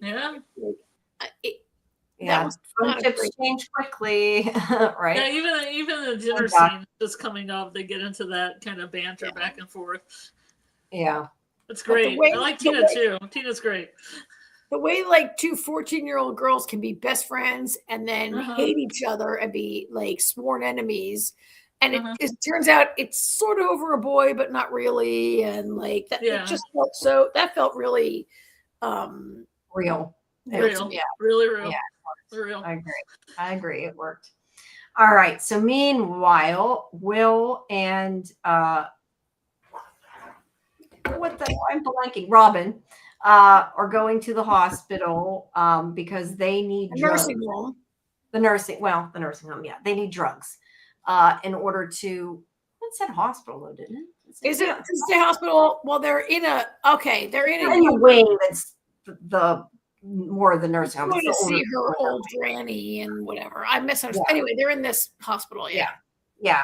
They need drugs to knock out the family. And she's saying that the one nurse or whatever on that, I think it's a nurse, but the one on that level, like, does not pay attention to the drugs and is not very protective of them, so they can sneak in. But yeah, she has like a fake granny that she uses to get in to see Vicky, because Vicky's a candy striper there.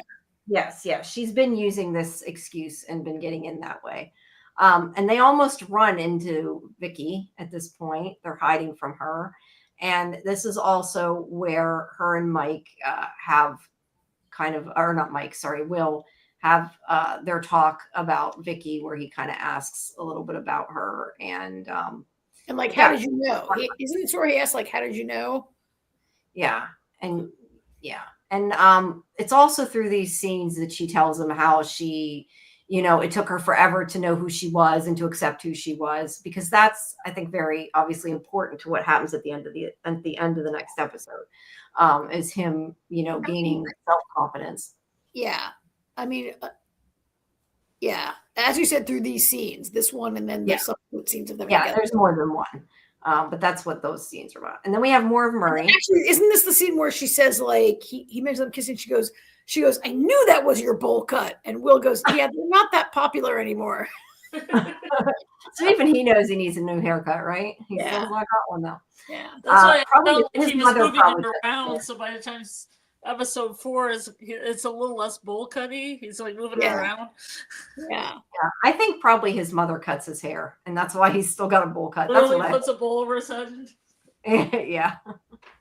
Yeah. They actually, I think, did that back then sometimes, but I think so. Yeah. All right. So anyway, Murray is back with more supplies. I love Santa Murray. I love Murray. Dustin is not happy with what he's brought. But, he's brought what he can over the border, not over the border, over into their town. Joyce definitely cuts his hair. So that's what I'm saying. That's hilarious. All right. So this is where Dustin is like, we can use this car to track. We just need the tracking equipment because they're taking apart. I only got the picture of them on the car, but they were taking the stuff out of the van to lighten it. In order to make the tracking equipment work. And he's saying that they can do better with in order to make the van move faster to keep up with Demogorgons. Okay, I thought it was to make the tracking equipment work. Okay, to go faster. But either way, he's saying they can go faster in this car and they can put the tracker in there. And he is going to drill through the top of the car. And I love this scene. And Henry is understandably pissed off when he does it. He's like, no, not my car. I think he has a name for it. I don't remember. But yeah, Justin does not listen and drills a hole into the roof of his car. Let's see. Doc says Derek is his new favorite character. We all like Derek. Oh, yeah. B says the hairstylist for the show says she gives Will, Joyce, and Jonathan thick bangs to make them look more like a family. The thick bang family. The thick bang family. That's funny. Yeah, that's funny. They want them to connect that way. All right. So this is where Nancy is saying we can put the tracker into the shotgun and shoot the Demogorgon if we trap it, and then we can follow it to Holly. Nancy is the best in these scenes. She's awesome. And Murray's like, you can't do that. And she's like, why not? Like, we'll prove it works, right? So yeah, which is, what she does. Thank you, Doc. Yes, everyone, please like the video and subscribe to Sci-Fi Vision. The people in my chat are always better at remembering to say that than I am. So please help us out there. B, did you think the business with the car on top of Steve's Beamer was silly, or you thought the hair with the hair was silly? Yeah. Yeah, I think she means the hair. Jonathan's hair always looks like a lost wig. It kind of does. He has the worst wig on the show. He does. Yeah, Jonathan does. I agree with that one. I think Jonathan does. Yeah. All right. So they're gonna carry out the I don't know what it is in there. They're carrying sacks of potatoes. Potatoes. Okay, I couldn't remember what was in it. And that's to simulate like a body that you will have to shoot into, right? Yes. And I think, is this Scarlet where they're having that conversation? Yeah, that's my least favorite scene. I wasn't really going to say anything about it, but it just seems kind of weirdly 80s sexist to talk about, like, getting laid with a girl that's walking in front of you, even though her sister's missing, her parents almost died, but now's the time to go get that. And did you try it? And did it work? Yeah, but Scarlet seems so weird and out of place. And some of the things I don't like the Duffer Brothers, right? Like that's where they go sometimes, and it's like, It's kind of cringy, but I agree. Scarlet was saying earlier, which is very true, that it's really creepy though, because he's like an adult. Yeah, like he is an adult too. He's not like it's one thing if it was like, okay, so it was 1980, like 7, it was a little more sexist time, but he is an adult. And if it was like Steve and Jonathan, and Steve was saying, hey man, you try it, that might be it'd still be sexist, but a little bit different. It's really badly timed. Right? Really badly timed. Yeah, he's a little too old to be talking about sex. Yeah, to be interested in them getting it on. But look, it's done for comedic effect. It's not real life. Yeah, it's not funny. No, I agree with you. I think it was kind of ill-placed, but because it's to play out that undercurrent of Nancy and Jonathan's not so perfect relationship, right? Yes, and you're right. Murray was the one trying to get them together to have sex back in the other season. Yeah, he's a creep. He's kind of a creep. A bunch of stuff in the chat. B, thank you. It's not potatoes, it's chicken feed. In the hair battle you guys are discussing, Steve's hair always wins, man. Steve is the hair, right? Yeah, Steve's got the cool hair. Will's is the worst. I agree there. Hold on. You need help? Ooh, yeah, Jamie, hold on. Creaky door in your house, Jamie. I'm sorry. What? Yeah, because I gotta hold Kiki. Your dog opened the door, and it was no. My dad opened the door to hand the dog to me, so I gotta hold Kiki a second while they're doing something. Say you can be on the show. It's okay. So yeah, she's gonna shoot it to see if she could shoot the tracker through it, and this is also where Murray gives him the ring, and we kind of had the discussion: did he ask for it? Or did this is the second time we've seen this ring still in the cassette tape, which I think is a ridiculous place to store it, but whatever. It is. It could get lost really easily, but it is what it is. Oops. But the point is, it's still there. It's not on Nancy's finger. It's on the cassette. Does anybody let's start with Scarlet. Does Nancy and Jonathan as a couple going the distance, getting married? Like, I always thought Jonathan was like the biggest creeper from season 1. Just creeper's got a creep. It's like, no. Yeah, they're not. Not sure if it's gonna work out or not. I don't even know the actors have that much chemistry with each other, as well. Oh, you're still choking. You okay? You okay? Your dog's okay? Yeah, she has, I don't know what it's called, but that thing with like her trachea that can, she's been having more trouble with it, and she can choke easy. And I didn't do anything, but she's been having it more often, coughing like that. Baby. She's having lots of issues. All right, so Lilu thinks Jonathan's Will. Jonathan's hair is a mix between the Hulk's hair after he hulks out in the bad lost wig. At least Will can style it differently. Yeah, that's pretty true. Jonathan's mushroom cut. Mushroom cut. All right. So let's see. B says, I don't see them getting married. I really think Murray's pushing some strange agenda. Maybe. I don't know. The way it's like an 80s movie though, I think they might in the end get married, but does it necessarily make sense for the characters? I don't think so. I thought season 4 made it clear that Steve and Nancy have a better spark. Yeah. Well, that's also because the two are dating in real life. Might be part of why that chemistry. Were they? Really? Yeah. It's been on different. Lulu doesn't like Steve or Jonathan or Nancy, and I'm okay with that. Like, she's just out of high school. She's 17, maybe 18. Like, maybe you don't marry the first or second boy you dated. Some people do. Some people don't. Right? It was but I think I like Lulu's comment. I think Nancy is like there's something more than Hawkins in her future, right? Like, she doesn't have to marry the boy from Hawkins. She's got a lot ahead of her. Yeah, I think I said that backwards. I was just realizing. I think I said that backwards. She's dating the one that plays Jonathan, not the one that plays Steve. Oh, she is. Yeah, I think I was like, wait, like backwards. I'm like, oh, you mean like The Exorcist? No, no. I mean, she's dating the actor that plays Jonathan, not the actor that plays Steve. Okay. I don't follow that very much, but I saw a thing on it somewhere. I saw it pop up. Where's their couple? Yeah, I don't know. Okay, so they're in the Upside Down, and they are going. Elle decides to go into his mind, even though Hopper does not want her to.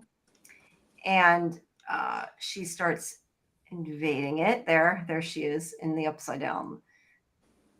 They're all. She's just sitting in the other. They're all in the Upside Down. She's sitting in the bus with the tentacles. She's in the other bus, like not near the guy, so he doesn't see her. Right. And Hopper's questioning him, but she's like trying to dig in there. Like, I think when Hopper questions him, it distracts him, so Elle can jump in, right, when he's not paying attention. He doesn't. I think at this point he didn't know she was going to do that. But there it is. The kind of. No, he knew it was a setup between Hopper and Elle, I think. Well, he had told her he didn't want her torturing him, but I guess he allowed her to go into his head. He was trying to get some answers, not to. Yeah, but he didn't think she'd be able to break them. This is sort of the representation of her in his head. That she's trying to get information. And there's Gable Ridge Road. These are the things she sees. She sees the tentacles or whatever. And what is the tentacles from anyway? That's not from a Demogorgon. Do we ever get like a name of what that is? Those vines that are all over the place everywhere. If you step on them, they can react. And remember, like when Eddie stepped on them, all those bats flew and got him, right? Yeah. I just was thinking that there might be like a tentacled alien that I was forgetting. That's why I just thought it was something a little crafty and that was in the background. Yeah, something definitely. So she knows there's a door that's locked, and she's trying to break through his mind to get him to tell, but he is resisting, and she's hurting him because she's trying to force it. And she doesn't actually find out anything because he doesn't know anything. I think he's never. Wait. Is this about the tentacles? They look like they taste good. Did I miss something? Like, oh my God, like octopus tastes so good, right? Like octopus or calamari. Like I've had calamari before. Yeah, deep fried calamari. Yeah, I don't know. Those big tentacles look great, but little ones maybe. The little ones are more tender. Yeah. I've had very little octopi. So I think in those shots, like Elle is going through his mind. It's almost like his memories, kind of like Vecna does. Like she can see what he has seen in the past or what he's remembering, and she can't get through that door because that guy has never been through that door. Right? Did I understand that correctly, or do you guys understand it differently? Yes, yeah, that's how I took it. That she can't get. I mean, she can't know something he don't know. She's in his mind, so yeah. All right, so now we go back to Holly, who has not left yet. We're sorry if I'm starting to move a little bit. We've been 90 minutes. Yes, please. We're like halfway through the first episode. And the other episode's an hour and a half, so yeah, I get it. No, I know, but we're gonna really be here all night. We go too long. So she is deciding what to do with the letter, and she does put on the cloak that looks kind of like her D&D figure that he gave her. It's a really nice outfit. It is. It's like velvet. Yeah. But she is trying to decide what to do. I like how she looked around about the cat was on it. This isn't working. She finally figured it out. And then we go to see Derek, who is in his room. His awesome room that has a full-size Pac-Man. It's a huge room. That room is huge. It's very small. And I don't think he shares it with his sister either. That is huge. I think that's just like, all the sitcoms in the 80s where they have these really huge rooms for kids. And I was like, where's my phone? Where's my Pac-Man game? Yeah, I had a phone. I never had a video game in the middle of my room. And I think there's a comment made earlier in the show where someone's like, "Oh, Derek, aren't his parents the such and such, like the what's his name? Derek Bush, whatever their name is." Somebody said, "Are they?" What does? Yeah, Turnbow. Isn't that Turnbow Real Estate? Is it his mom? Like, there's a comment made about like their business, and I guess they have some money in this family. Yeah. Oh, it's a huge room at any rate. Which makes sense. But his sister is telling him to get in to have dinner. And then this is where Erica comes over and says, "I'm so sorry for what happened. I want to be your best friend again." And they hug. They hug it out. Friends again. Although they still seem to be a little bit more frenemies than friends in this, but she does let her in, and they're like surprised it worked so well. They are at dinner. She's trying to get them, everybody but her friend. What's her friend's name again? I already forgot. Tanya. Everybody but her. It's Tina. Tina. Okay. Tina. Sleeping pill pie is on the menu. Yeah, and she does not want the pie. She's watching her weight. Yeah, so she's kind of refusing to eat it. Erica wants her to be fat so the boy won't like her. I love it because it's like, I'm not eating anything. I'm trying to count my calories. Well, I put on dairy creamer. It's okay. You're trying to get me fat. We both like Joshua. They're talking about like Joshua or some kid. Yeah. Yeah, this is what you want that guy not to like me. You want me to be fat.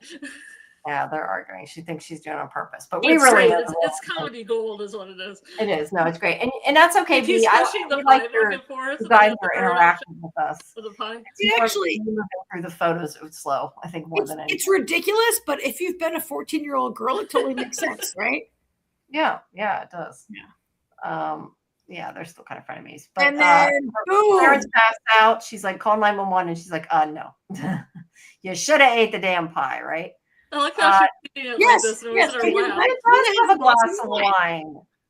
And a glass of milk. And a glass of milk. And a glass of milk. I didn't even notice that. I wonder if that was a mistake or not. That's funny. It was the 80s, I guess. Yeah. Why not? Sure, why not? But either way, she's going to inject her and knock them out. So they kidnap them all to take them to their hideout in the barn in order to protect them. I know I do have a question. She had a syringe full of stuff. Why didn't they have multiple syringes ready just in case any of these people woke up? What if all four of them wouldn't eat the pie, right? She only is able to have one. Well, they kept saying in the van that it was based on like, if they drank alcohol or caffeine and all these factors. Why wouldn't you have a backup just in case they woke up? Yeah. Yeah, no, that's true. If they just loaded up on the bennies at the hospital, I mean, they could have. Yeah, but it makes it more funny. That's for sure. Yeah, it does make it. So they come into the house and they make a trap for the Demogorgon. Totally ruin these poor people's house, although they had money. So I love this sequence, you guys. No, it's so cool. Yeah. Right? The way they're like just have this big plan to cut up the house and do this and that. And I mean, they're destroying their entire house. They are pretty good. They could have moved those wine bottles out of the way, but they didn't. Yeah. I love that he got the chainsaw and they cut the whole floor out somehow, which I'm not even sure that's possible to get around. That's so clean. But they somehow you'd have to cut the joists that would have been holding up the ceiling, but whatever. Yeah.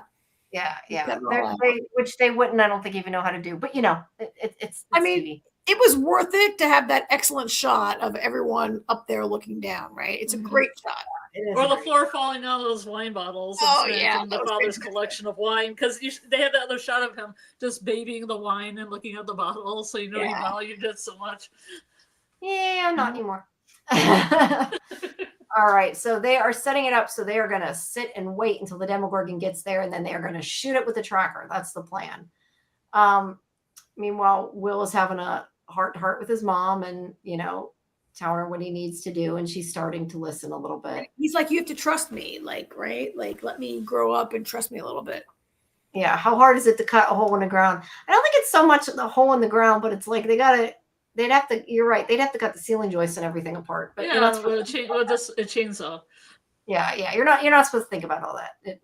Is this, Jamie? Is this shot that you have up? Is this where Joyce talks about feeling so guilty that she didn't know Will was missing in season 1? Is that later? Like I thought that was later, or whatever, and she was tired. And she blames herself for all that. But he's grown up, and he's kind of telling her that he needs to do what he needs to do, and she's listening for once. So he's getting through to her a bit. But yeah, there's a lot of this setup as they wait for the Demogorgon, and it's coming. And there's a great shot of it as it's ripped a hole through the ceiling in Derek's room, looking for Derek. It was pretty tense, right? It was pretty well done. It was. And they're lying in wait for it. And there he is with his, I don't know what that is, some kind of zombie weapon. I'm not sure what he's done to it. He's wrapped chicken wire or barbed wire or something around I think it's a shovel that has a bunch of barbed wire. Right? Yeah, a bunch of barbed wire. It is a zombie apocalypse weapon. He's a Negan wannabe, right? The Lucille of shovels. Yeah, exactly. Lucille shovel. But they knock it down. They catch it on fire. Either way, they do shoot it. They do get a tracker in it. And it runs off though. I think B's right. It was kind of a Home Alone sequence. Like the demo comes in first, it gets hit, but it gets hit with the tripwire, and it gets hit with the nails. Then it gets hit with fire. Then it falls in the barbed wire. Like it was a Home Alone kind of sequence. Yeah, it was. Yes, it was like Goldberg. Goldbergian trap. And Home Alone, a classic '80s movie, also, right? Christmas movie as well. Yeah, and a Christmas movie. B agrees about the Lucille shovel. And I said too, I commented last time, I love the antennas. They're huge walkie-talkies, right? Of the 80s. Mm-hmm. Yeah. So there they are with their... They tagged it successfully. Yeah, they tagged it. They're following it. Meanwhile, Derek has woken up, and he is not happy. And they're like, "We're just trying to loose. He can see them." Yeah, and it's like they're kidnappers. Yeah, I would be scared and pissed if I was a kid too. But they're trying to explain to him, "You're in a lot of danger. Demogorgon coming."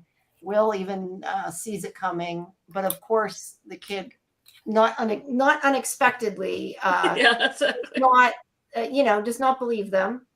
And tries to get away, and they have to. Let me untie you. You'll be okay, right? You'll be calm, right? Yeah. Does everyone have their own walkie-talkie? Yeah, there's a lot of walkie-talkies going around. I mean, this is the thing that we have talked about on many, many shows. Like on Lost, they had walkie-talkies that would travel over great distances. We've talked about, Jamie, I'm thinking, I don't know exactly what shows in my head, but so many shows where the walkie-talkies have unlimited batteries and unlimited range and Walking Dead. Walking Dead. Oh my God, Walking Dead. You can have a walkie-talkie and talk from miles. It goes miles. Texas to like Virginia on a walkie-talkie. Yes, Jamie. Yes. One of the many inconsistent problems that are on Walking Dead. It makes me appreciate that on this show. Sometimes they're like, the antenna's not working. We can't get a signal. Let's turn it around. Like, they don't always have a perfect signal on this show. Yeah, it's a little more realistic. They're not cell phones, but they seem to be on certain shows. Yeah. It's The Walking Dead is the greatest offender in the history of television, maybe. Yeah. And there's the walk up the hill. They really should have put Run. It just would have been so much more funny. Or at least, like I said, at least play the song in the background like really low. There has to be some reference, and I don't know if they did it on purpose or not, but it's hilarious. Walk up that hill. All right, so she is on her way, and then she comes to the rock formation, which, like we said, kind of parallels the wall, the neck wall. Yeah. But they're already in the underground, so it's not like it's the real world version of it, unless maybe it's the real world version of it, but we're seeing it in his memory. That's also a possibility. I think they're not in the Upside Down. They're in the mind. They're in his memory, but I mean, their bodies are, we think, in the Upside Down. So I'm saying, like, it's not like that's the earthly version of it, unless it's the earthly version of it in his memory, which it still could be.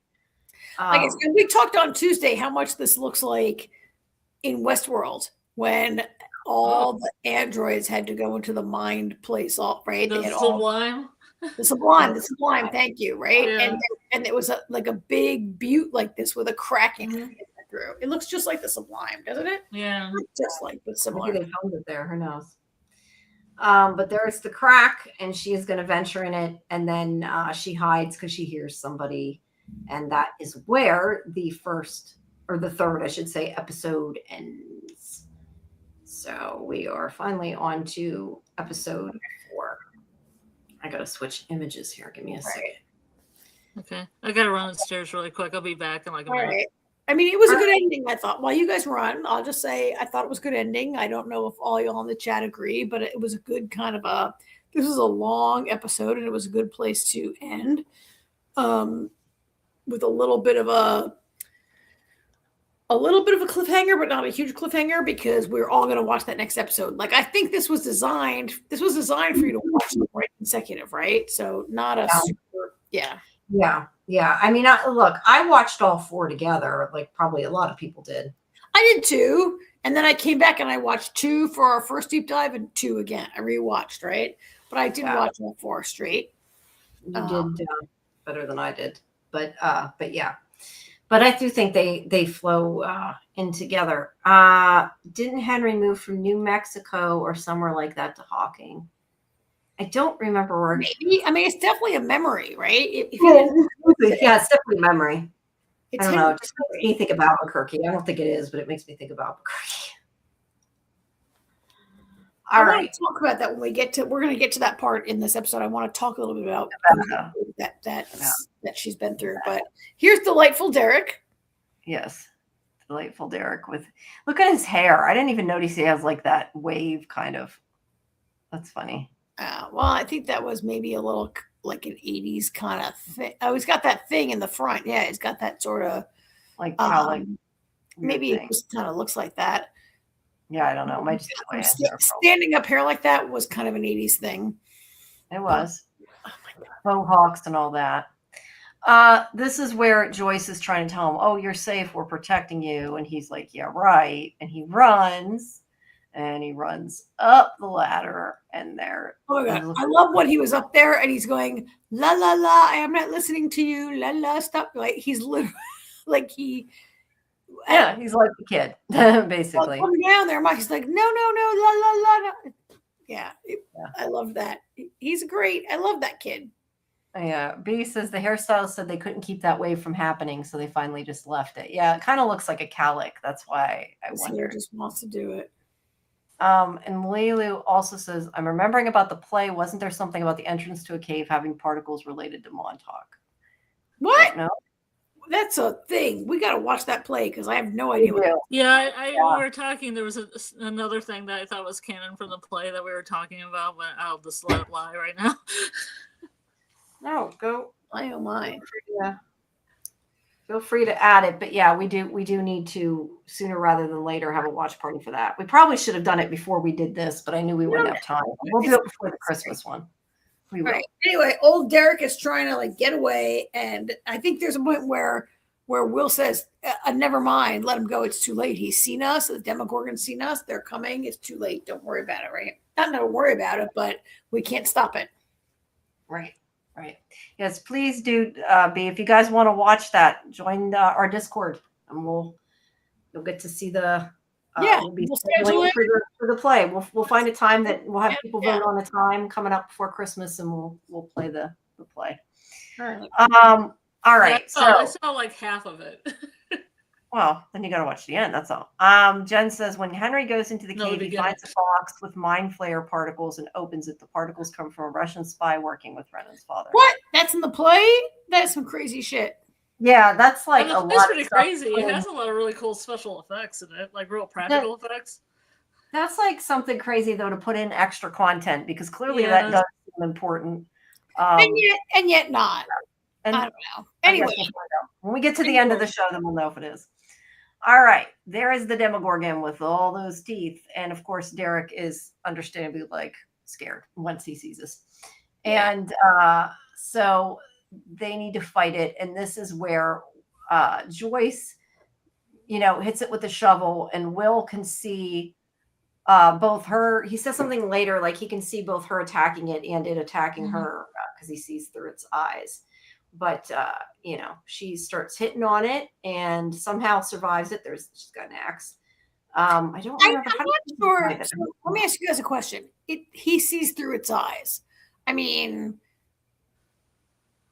I still wonder if he's seeing through Vecna's eyes, who's controlling it, not really through the Demogorgon, because I still don't understand otherwise how he's seeing through he doesn't even have eyes, right? Like he's just having experience.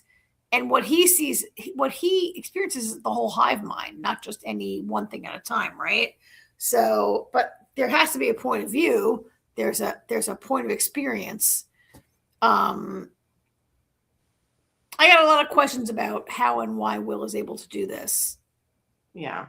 That I will hold for now, but yeah, we can talk a little bit more about that after. I don't remember though. How does she did they shoot it too? I can't remember how she doesn't die. That's what I'm trying to remember. Who doesn't die? It's Mama Bear power. Oh, how Joyce goes right up to it and hits it with an axe and doesn't die. I don't remember what happens exactly because it runs off, right? Oh, it gets hit by a car. Yeah. Oh, okay. Boys come in the car and they whale it. Yeah. Okay, that makes more sense. Let's see. Lilu says the play starts off talking about Philadelphia Project. Papa's father is involved in that experiment. He gets some strange particles in his blood. My mom said Demogorgon so horny because I got all those teeth and no toothbrush. Yeah. Funny. Brennan's father was in a project that tried to cloak a ship, but it transported it to the upside down, and the crew get killed. Brendan returns with changed blood. Henry's blood is shit too. Shit, there's a lot going on. Yeah, it's a Philadelphia experience. Oh, the Philadelphia experiment. You can look it up. Yeah. That I know, but I mean that's a lot to put in this play that you're not supposed to have to see. Sideline all that, you guys, and watch it. We're getting too far off that. Okay, anyway, so Will feels it when she whacks it with the axe. Oh, here's why the Demogorgon, why Joyce lived when she challenged it. Plot armor. Wah, wah, wah. Very true. Very true, Lilu. Very true. Armor. This is where they hit it with the car, they chase it out, and they see it opening a wormhole in the silo. And Steve is like, we can go through, and he gives this whole explanation about a soft candy bar or something. I forget. I couldn't follow that either, Jamie. I'm glad you couldn't. Well, you guys not noticed that he's been eating those peanut chocolate things, and he asked Murray to get him some. He was so excited when they came. So when he says, "Aren't they just like those peanut bluffers right now?" I'm like, "Oh yeah, those peanut things." It kind of made sense. It does. I think he's just saying that it's got like a soft center and they can push through it. I think is kind of the gist. Oh yeah, crunchy on the outside, soft on the inside is what he says. Yeah. So yeah, I can't remember what those are called when Murray brought them. So I can't remember. I also love that we have a lot of characters who are like they sometimes have a very scientific answer or a D&D answer or whatever. And Steve is like, oh, yeah, like those candy bars I like. Let's try it. Like I love Steve's sort of like he's sort of like the pretty dumb guy, and yet he's not that dumb, right? He kind of gets stuff on it, and he's like, oh yeah, those candy bars, let's do it. Yeah. And I think it's Dustin and Jonathan that aren't sure, but Nancy's like, yes, we're going through. Well, because she wants to save her sister. They're D&D fighters. Yep. They charge on. Well, yeah, Steve is not in the D&D club. He was a guy that kind of came in from the popular crowd. Yeah, he's the older group. Fighter is the class. They aren't very smart. That makes sense. All right. Thank you. Yeah, no, I get it. That makes sense.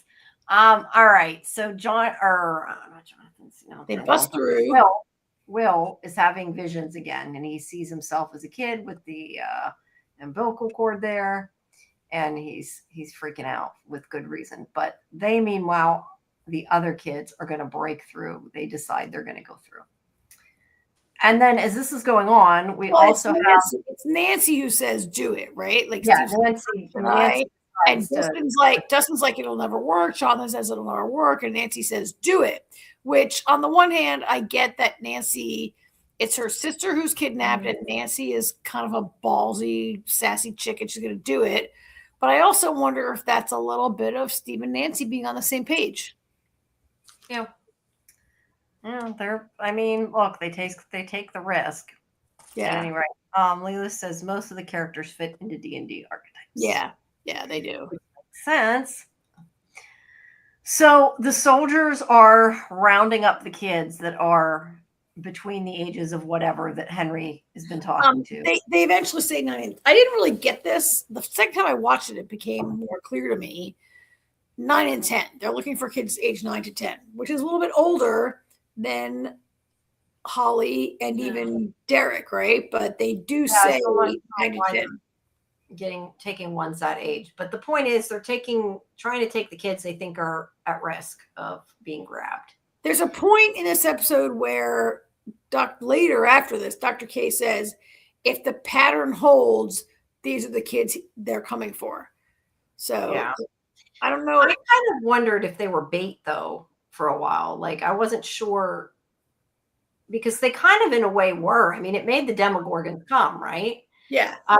And I don't know that was their reasoning, but it felt like it could be. Because you don't know for sure if they're lying or not. So it's kind of because they say they're protecting them, but are they really? I don't know. And what pattern? Like you got, like I don't know, Scarlet, Scarlet, or Jimmy. If you're aware of a pattern, but there was a pattern in season 4. The pattern was Vecna needed 4 kills to open 4 gates, right? I don't know what pattern there is right now. Especially if the ages don't match. As many kids as possible for a human battery. All right. Yes. That's a good pattern. Yeah. Get them when they're weak before they become strong. Yeah. I don't know. The weak of body and mind. The point is they're grabbing the kids. And look, the fact that they're 9 and 10 and it isn't the same age as Holly or Holly is 7. And it doesn't make sense. But you know what? Considering how screwed up the ages are in the show, I kind of didn't even really mean a whole lot. Yeah, at this point, I'm kind of like the ages don't make sense, so I'm just going to go with it. Right? Yeah. I think that Dr. Sarah Connor knows. We don't know. We're about to meet her. And she plays about the same character she played in Resident Alien too. So pretty much. Yeah, I immediately thought of Resident Alien. That was my immediate thought. All right, so in the Upside Down, they have made it through. They're going in the cemetery there, but they end up in the wall. But first, it kind of goes back and forth, and we see Joyce trying to contact them. She doesn't know what's happening. And yeah, all they know is the Demogorgon's gone and the kids are gone. And this is where Will is drawing out his visions here, his vision he board. paints that big thing on the side. Yeah, and we had some differing opinions about what it was and what it looked like. I know when we talked Tuesday. He's supposed to be drawing. They're looking at it. The kids that are, or at least what I got out of it is like the kids that were like he was on the being fed stuff through the umbilical cord thing. I think it kind of looks like a tunnel or a circle or something. I don't know. We kind of talked about it a little bit. What do you think about this, Scarlet? I thought it almost looked bird-like. It kind of does. I think that's just the way he drew it, but it kind of does. I don't know how you get around in there. Yeah, I don't know. Are those all pathways? Is that from the top? Is that from the side? Is that from my entry point? I think so. When I first watched it, I also thought it looked like they were rounded. Like, are they signals coming off a central antenna? Are they like, what is that? But then when Will started to draw, he's like, oh, I saw a kid like tied up, and he starts to draw like they're definitely like the 12. Yeah, I don't think this is like where Max was, though, right? The 12 masks that the kids. Well, you see the 2 on the left. You see 1 and 2. He's already painted them, right? Oh yeah, that's right. Like yeah. He talks about how he saw like Holly tied up. And there are 3 more kids that are tied up, and he paints them onto those little spikes. And then he says like there might be 8 more. So I started to think like, are these like the 8 kids, 12 kids, but they're all tied up mentally into the central thing, or I don't know, like, but at the time, Matrix or something. But when you haven't seen the whole rest of the episode, you can't really, you're like, what the hell is that, right? Yeah, it's hard to tell. Bye, Jen. Get some sleep. Bye, Jen. Thanks for coming. I don't know. It looks like a tunnel to me, and it also kind of looks like a view down a throat of something. It looks like a wormhole magnetism. If you go back to that picture that the teacher had of a wormhole, I bet you can see like some real similarities. Lulu, yeah. Are we gonna get some timey-wimey stuff in this? And it does look like magnetism shooting around the outside, right? Yeah, hold on. I'm gonna look at the picture. Yeah, it doesn't really look like the picture he drew on the board. The picture on the board is like a vertical wormhole. All right. But I get that it could be like magnetism and like waves and stuff, right? Yeah. Let's go to some of these comments here. And she figured out the pattern involves ages. That's what we don't know, unless maybe they have different ages. Like maybe it's like 7, 8, 9. How has Dr. K figured that out? Yeah. Yeah. Like, what do you mean if the pattern holds? That's some crazy. Yeah, I think they just put in some stuff that doesn't make sense, in my opinion. Mm-hmm. I was thinking that too. Dr. K knows things we don't know, or thinks she knows things at least. I think it's probably the latter. She thinks she knows things and doesn't necessarily know anything. I appreciated in this episode that someone talks about the kids being missing and Elle taking them. And Dr. K says, what is she taking them to kill them or to protect them? Who cares? I just need to catch Elle and figure it out, right? But she does indicate in this episode that she doesn't really know. She hasn't made a judgment on what Elle is doing, right? But she's still trying to capture her, regardless, which isn't good. She's wrong because Elle didn't take the kids, but yeah. But you're right. She doesn't know things, so she's definitely. They don't know Henry's around, right? Like, no, they don't know. They don't know a lot of things. So yeah. Let's see. Sorry, I was moving over to some of the other comments, making sure we got it all there. All right. So at any rate, they're the kids being captured, and they need to find them. They got to go get them. Yeah. And then we switch to Linda Hamilton here, who is, you're right. She's talking to him about, we need to find Elle, figure out what she's doing with kids. This might be where she says, like, I don't care. Is she saving them? Is she killing them? We just got to get her. Yeah. And I can't find out. Awesome wig. I can't look away from it at all. That's great wig. And then we go back to Holly, who the person who was not chasing her, but that wrote the note was Max, who is in this, as we find out, sort of memory world, I guess you could call it. And B had said before, I think Holly and Max are in Harry's memories, or maybe even also a world he wished had existed. Yeah, it is kind of like, seems to be a nice version of a pretty version. Same thing with the house. Like, I don't know that it was that tranquil before. Yeah, I don't know. I don't know, because I think that I agree with that, B, but they're like, Max is living in a memory that is too traumatic for Henry to revisit, right? Yeah. Or she's gotten there. It's traumatic for him. I didn't think of that. But either way, she tells Holly, he captured me, kept me here. And she talks about how she found out where she's at and that Henry can't go into that cave. She does follow her into there, where she's collecting everything for her little house, I guess, of where she's been staying since she's been in the coma. So, and there she shows her that they can't get out. And yeah, she says that this is a version of inside Henry's mind. I think to get off that comment, because I unstarred it, we got to. It's another Westworld. It's another Westworld shot. Yeah. Yes. I can hide it. I can hide it. I was just doing that to get that off there. The play scene is why I think something he wishes had happened. Okay, fair enough. Well, we'll have to get to that once we see the play. But yeah, she tells Holly that it's within Henry's memories. She's been kind of moving through them, and she's trying to gain Holly's trust and get Holly to realize that Henry is not who he says.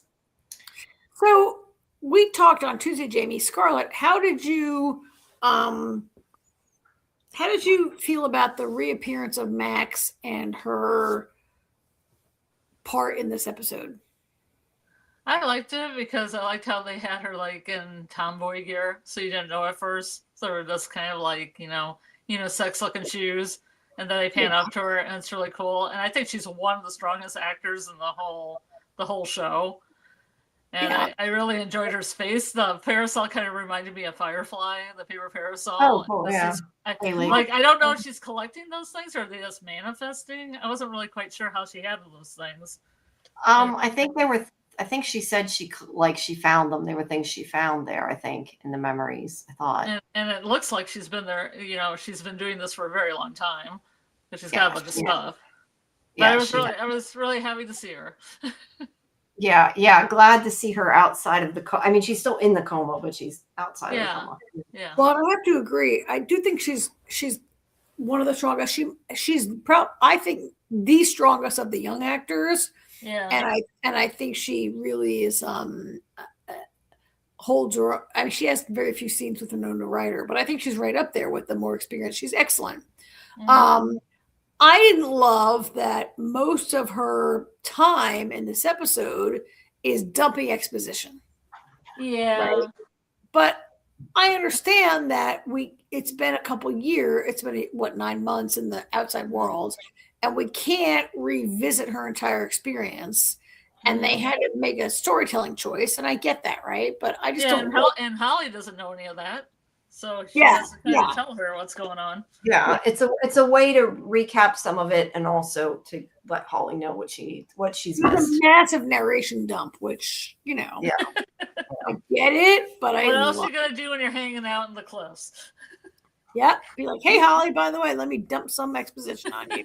Yeah. Well, it worked. I know it irritated you, Karen, but I thought the scenes with her were okay. I know you didn't like what they did with Max in this episode. It wasn't egregiously bad. It made sense. Storytelling-wise, it makes sense to me, so I can deal with it. Like, you just can't have a whole separate episode of recapping Max. I mean, they did recap a lot of her experience, and it's not really that important. Like, she's lost in Henry's memories is really what it comes down to, right? It was fine. Yeah. It was fine. I don't know, maybe because I would like to see, maybe because, Jamie, you know that we complain a lot about, we don't like our main characters be separated always. And right now it looks like she's going to spend a lot of time away from the gang. Mm-hmm. Yeah. But at least we get to see her not just in the coma. That's something. Yeah. Oh my God. Yes. Thank God. Yeah. You got to the whole season she'd just be in a coma. Yes. I'd be like, great. Oh my God, that would suck. Yeah.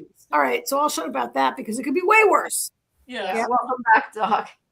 Although I don't know the fact that we're still here talking when you get back from work. I don't know what that says about us. We've been going a while. All right. So this is in the, like we said, looks like Universal. I don't know. It totally reminds me of Universal a lot. But yeah, this is where they have their base set up. The military. This is not in the Upside Down. This is just in the down. This is in the real world. This is where they're bringing the kids, right? And they have it all set up. Yeah. That they're bringing them to, and that the kids, our kids, meaning, decide that they need to infiltrate, and they start having that conversation about. You said, what's the movie? The Great Escape. The Great Escape. Have you? The Great Escape with Tom, Dick, and Harry. Using the tunnel and. Scarlet, have you seen it?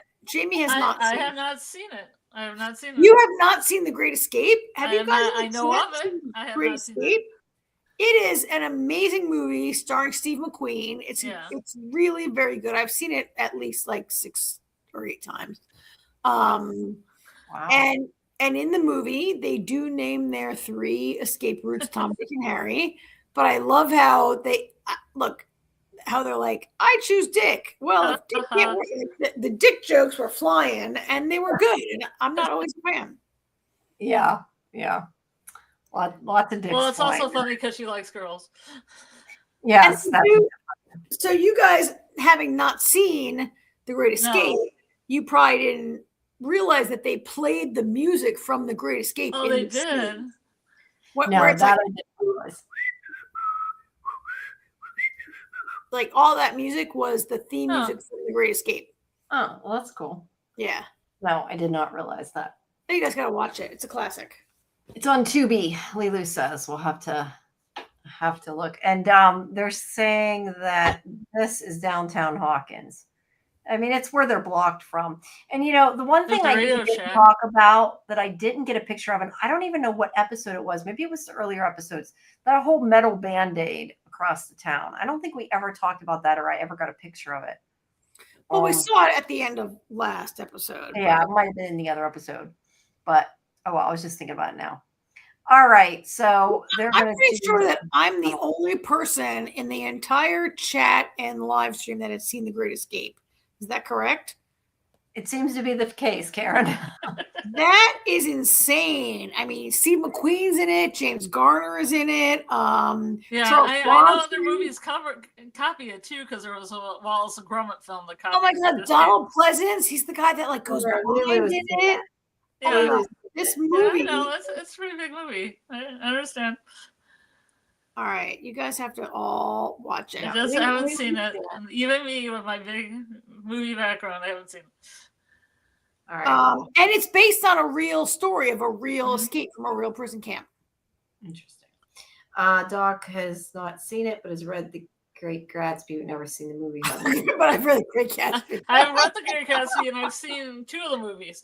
That's a little random, but okay. Unrelated, but fine. Okay. Well, Lilu's seen it and you've seen it, so there you go. That's great. It's great. All right. You know, it's also great. Derek eating Doritos. I love those Doritos. Yeah, Derek. They've got their product placement there. It's the old Doritos bag. It's the old Doritos bag. Yeah, they don't look like that now. They're definitely different now. All right. So meanwhile, back in the Upside Down, 11 and Hopper are trying to figure out how to get into the compound. And this is where she is saying that she can, at least I think this is where she's saying, that she can time her jump to the lightning or the thunder, sorry. Oh, this is where she's jumping. In order to jump in and be quiet and go in, and they're talking about it. And he, of course, doesn't want her to do it. And yeah, I think that's what that conversation might be about there.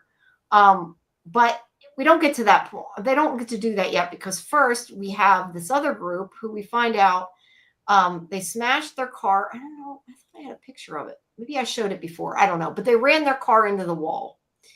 that's inside the underground. When they came through the silo into the underground, into the upside down. Well, I'm calling it the underground now. I'm doing it too. Sorry, guys. Upside down. Upside down. I don't know why I keep calling it underground. Upside down. And they ran into the wall. They ran into the wall. They ran into the big wall. And this is where they talk to Hopper and 11 on the radio, and they find out where they're at, because as we said before, it's easy for them to come in and find the other group of people, because of course they do. Although at least they had a radio, so it made a little bit more sense in this case that they were able to contact them and find them. And Elle is supposed to come meet them, I think, right? They make a plan. Yeah, sure, yeah. I think that was the plan. That's why I said her going into the compound, that might have been after. That might have just been about them going to get them. But either way, they're going to meet up. And then meanwhile, Max is still talking to Holly. And this is where she tells her about how she's stuck in his memories, and that it all happened since she was in the coma after he took her. And that when she was in the coma, she woke up. And she got stuck in his different memories from, the murders of the kids at the, I still want to say the Institute. It's not the Institute, but Hawkins Lab. Yeah. And that she tried to leave, and she just keeps ending up in other memories, including when he was at school. And there is Joyce's character, a teenager, which I still think they, for her, used an actress. She does not look like a de-aged Winona Ryder. They used the actress and her voice. They used Winona's voice. No, they used her voice, but I mean, I don't think they de-aged her. I think they used a young actress. I'm glad they didn't de-age her. Yeah, I mean, look, there. Like I said the other day, it's a lot easier to de-age, a kid who's like maybe 18, early 20s or something, and like a young kid. In the play, there's a bunch of these kids that are this age too. So there's a younger Joyce, so they probably just thought that works for the play. It works for the show. Yeah, but my point is it's a lot harder to de-age an older adult to teenager. I think so. Yeah, I think it was her voice for sure. It didn't really look much like if you. I'm going to enlarge a little bit of my screen right now. It's not a super. It's close enough. It's Ryder alike, but it's not really. Yeah, I mean, it's for one scene. Yeah, it's not a huge deal. Yeah. So she looks at the flyer for Oklahoma, and B says the play flyer says it's November 6, 1959, and if Henry is 12 in 1959, he wouldn't even be in high school. So how would he be the romantic lead in that musical? Even a freshman couldn't get a lead. Thank you. Yes, very true. But again, the ages on this show are so fucked up at this point. I'm just kind of like, genius. He's a genius. All the kids are geniuses. They're all in classes, like 3 classes, up from where they should be. Yeah, they're all geniuses. He says that's why I think it's something he wished had happened. And you're right. That would explain the age discrepancy. But I don't know. I said, the memory thing was there somewhere, right? In that memory. Yeah, there's Henry Creel. That's him. Yeah, his age is totally wrong for this. He was born He's a genius, though. He's a genius. Yeah, but they still wouldn't let him be a lead in a play that was like with older kids. Just wouldn't. I guess. I mean, what would bother me is like, okay, we discussed earlier that memories are inaccurate. And are these memories, could this be a wish? I don't know. But for this to be inaccurate would be kind of annoying because they showed it to us, right? Like, I'm not a huge fan of if they were going to show us stuff that's not what we see. Like, I want to trust what I see. Doogie Howser. He's Doogie Howser. He's such a good actor that they imported him from 4th grade to be in the play. Well, that was because of his sweet science skills and stuff, but he was also a great actor. Right. And so they were like, you're only 12, but let's let you be the lead in the play.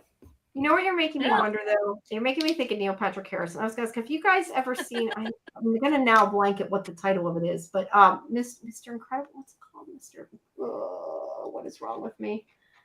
What the hell is it called? Oh, the Neil Patrick Harris, like, musical thing? Yeah, what's it called? I'm blanking. It's called Mr. Horrible. Mr. Horrible, that's it. Oh, if you guys so ever long, seen yeah. Mr. Horrible, that is so freaking awesome. I love that. We Yeah. need to do a watch party of that. That show's awesome. Yeah. I gotta pause and take Advil. My headache as normal. All right. Yeah, they used to show that at steampunk cons and have a sing along, and everybody would dress up and sing the songs from it. That show is awesome. So while Jamie takes her pill, what do you guys think about this flashback, which tries to indicate that Joyce was in high school with Henry and with Steve's parents, right? Like the couple who were hugging each other are like Steve's parents and Steve's parents.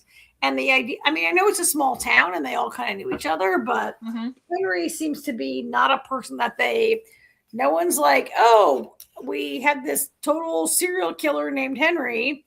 It also makes no sense because in the flashback in season 4, Henry was already a full serial killer by the age of like 9 or 10, right? And the idea that he was in high school as a normal kid, being in Oklahoma as Curly, which is like the star of Oklahoma, seems like a little like he doesn't feel in Oklahoma, right? It doesn't make any sense with what we've seen of him in the past. You're not going to like the play, Karen. Wasn't he already locked up before Yeah, I think he was, and B saying they admitted they forgot things and made mistakes. I think these are, though, like I said, pretty big mistakes to have forgotten. Well, the play is totally in high school with Joyce and Henry and all of them. Yeah, but they couldn't be they wouldn't be the same age to be in high school together. So. Lilu says this took me 100% out of the show from the amount of eye rolls, because this is such a ridiculous thing. I agree. Yeah, you just stop and be like, wait, what? Who? Wait, what? And you kind of, this scene should have been thrown away. Yeah. Okay, let me change my. They want you to see the play. I guess maybe Curly was the romantic lead, not the villain. Curly's the romantic lead. Yeah. Yeah. Lulu says, how were the Wheelers in high school together? Nancy clearly stated that Dad was older. Yeah, it's just a mess. Let's be honest. Although Doc says there are some time travel theories because of the inconsistencies. Look, in this show, it's possible. I tend to think it's just bad writing, but it's possible. They just said the one guy was a rough-looking teenager. That's what he looked over. Yeah, well, where a 13-year-old is playing a 7-year-old, they've already got enough problems. She's seen things. Not freshman, senior, older, but like 10 years older, and the relationship was not in high school. Does she say it's both of them, or do we just know that it's Joyce? See, I didn't know that was. Who are you saying? Which? Yeah. Yeah, it's Joyce, not that's not the Wheelers. I'm confused now. I missed something there. Are they named anybody else in the scene, did they? Oh yeah, she says like when he takes it and like throws it away, she says like nice shot, Wheeler, or something like that. She calls him Wheeler. Right? Wow. It's Wheeler. Is it possible though that like they had a younger brother, or I mean, that part is possible, that there was like, I mean, we don't know anything about the parents. They could have had. It is, but why would you be expected to know that in this scene? Yeah, no, that's true. That's true. That's a good point. That play is going to blow your minds. So let's stop about it and move on, right? Yeah, let's move on. You're anyway, gather up your disbelief. Yeah, well, Max flashes through the different memories. Why are all their ankles slashed? It looks like they have slashed ankles, doesn't it? Like, I think Henry did that so they couldn't run, maybe. I forget. I noticed that makes it even worse. Like, that's just like even more creepy. Like their eyes were last season, but I think it was to stop them from running. I think. Yeah. All right. So then we have Derek here, who is going to be the Trojan horse, I guess would be the best way to describe it. They're going to send him in, and he is going to distract them while they dig a tunnel, as we said, under the toilets in order to get into this compound. He breaks bones and takes eyeballs. Yeah. Henry is not a good guy. Let's put it that way. But yeah, they're going to let him go in with the radio. They at first didn't want to let Derek be the one to do this, but he's the only one that can kind of get in there without being noticed. So that's why he's going in, and he's got a radio in his lunchbox because, the soldiers never check it. Which, look, he's brilliant, right? He's the only kid from his class who wasn't rounded up, and it was kind of a smart plan, right? Yeah, it was, and it worked. There's Murray again. Okay, so they're on the radio, and they're talking to him, and they're trying to figure out exactly where he's at so they can dig this tunnel. Which, they kind of gloss over the fact that, like, it's not that easy to dig a tunnel up through.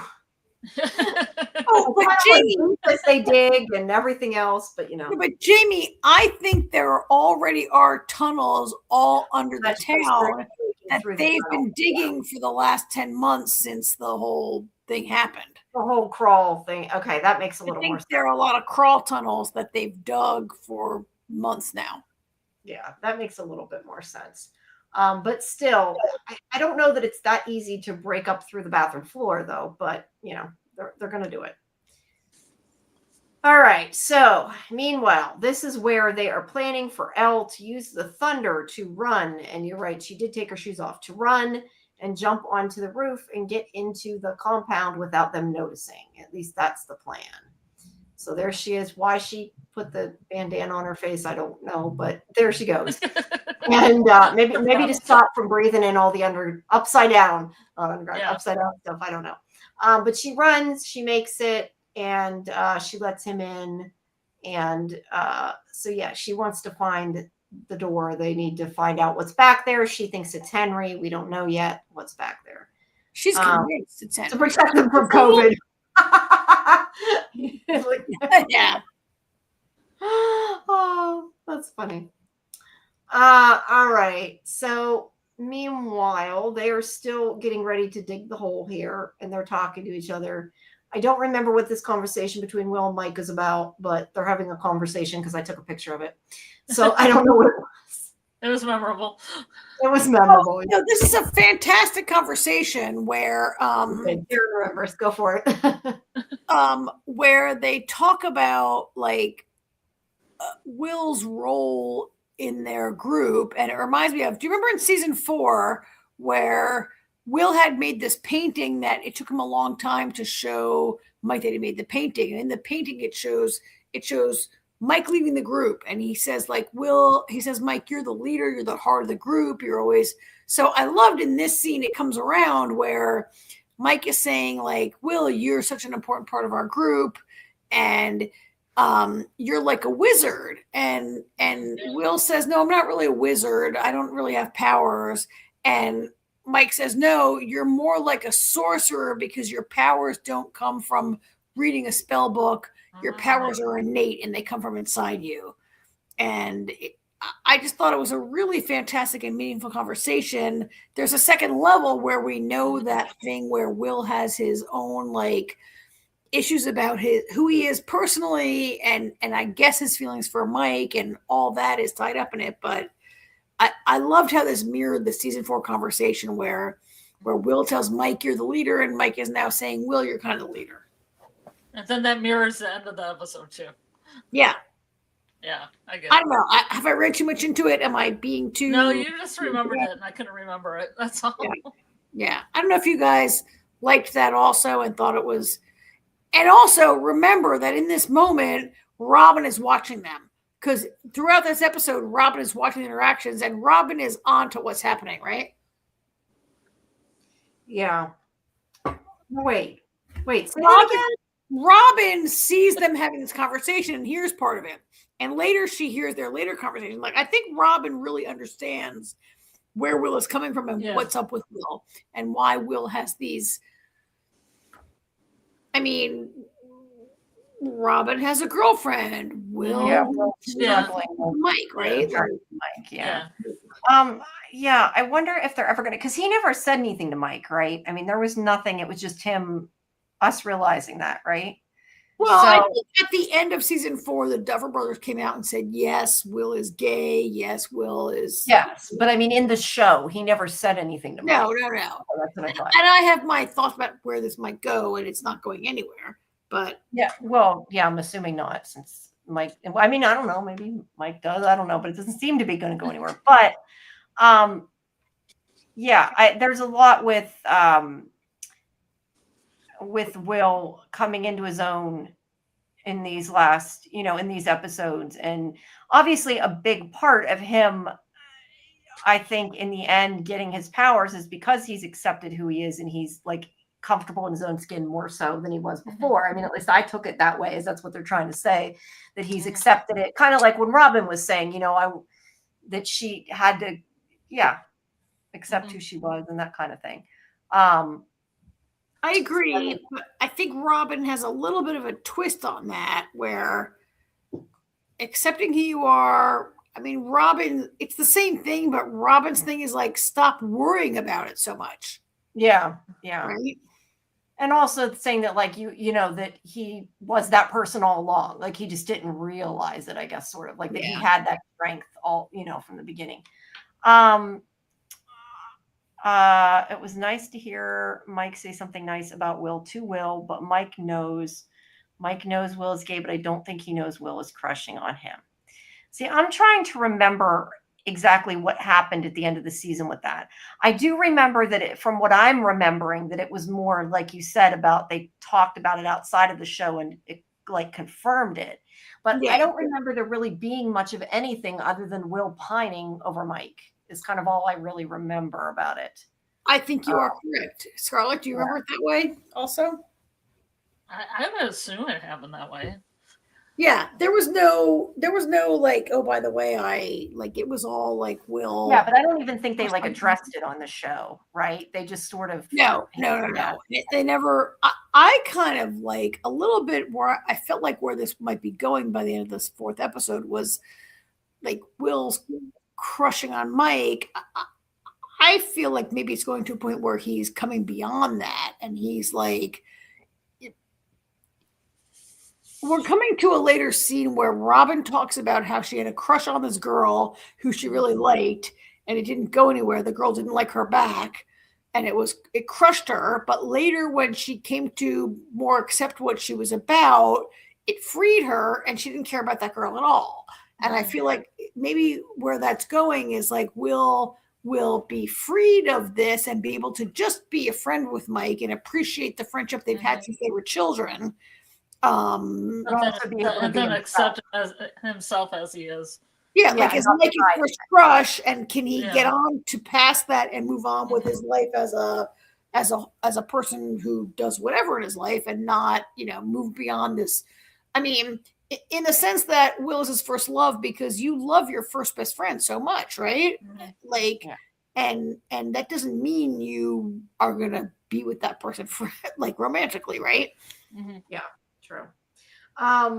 See, Lila says that Mike said in season 3, it's not my fault you don't like girls. I don't remember that. Oh, really? Interesting. I'm guessing that he said that, though. It probably was not said in the context of him knowing anything. I would have assumed he more was, I don't know. Just like a put down or something?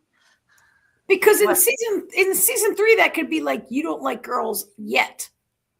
Yeah, right? I would have like 11 or 12, and like not every kid like is that into dating at that. Like it says, it's not you don't like girls.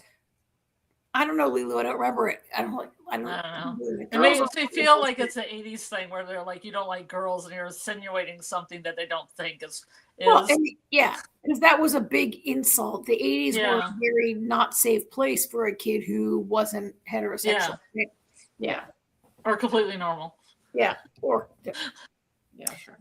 I always love to highlight a person who agrees with me. I just took up basically what you said, Karen. I agree with you about that. About the whole thing about Mike and Will. Yeah, I think so.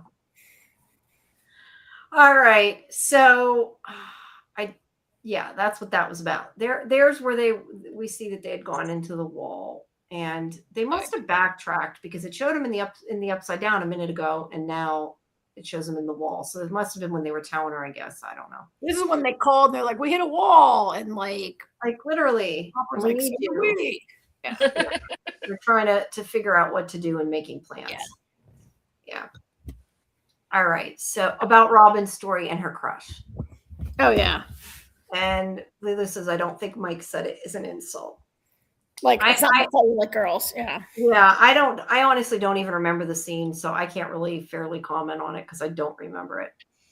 All right. So this is more of Max telling, oh, wait, it's when they're fighting about Mike not contacting Will, but only sending letters or calling Elle. Oh, okay. Yeah. I see what you're saying. Like, because yeah, that was uncool, right? Like they're best friends since they're like 5 years old or even 4. And then Mike he's in love with Elle. And it's true over these seasons, like Will has been set aside for Mike's relationship with this girl that the minute he laid eyes on her, he was in love with her, right? Yeah. And you know that thing, did you guys ever have a best friend who starts dating and you're like really jealous because you're set aside? And imagine being like 12 when that happens. Yeah. But Lulu thinks that Mike knows Will's gay because he doesn't care because they're friends. Maybe. I don't know. I just, like I said, I remember it not really being addressed except for outside of the show, at least from what I remember. That doesn't mean it wasn't. I'm just saying that's all I remember is it being addressed outside the show. And for them being like 11, 12, now like 14 in the 80s, they don't maybe have the words for it that we have now. Yeah, that's true. That's true. All right. So Max is explaining more about how she was stuck in the memory loop and that this was the day that Vecna first attacked her in her mind. She's telling Holly this, remembering about her brother. Yeah, all these different things. And then she talks about how she almost made it out because she followed the music that Lucas was playing. And she sees it there and she almost makes it, but the tape stops. And she spends 5 minutes touching her hand instead of just running towards that. Yeah, she didn't run up the hill. She felt him. But she's like, it was just like my hand was holding his. And I'm like, girl, run towards the thing, okay? Stop touching your hand.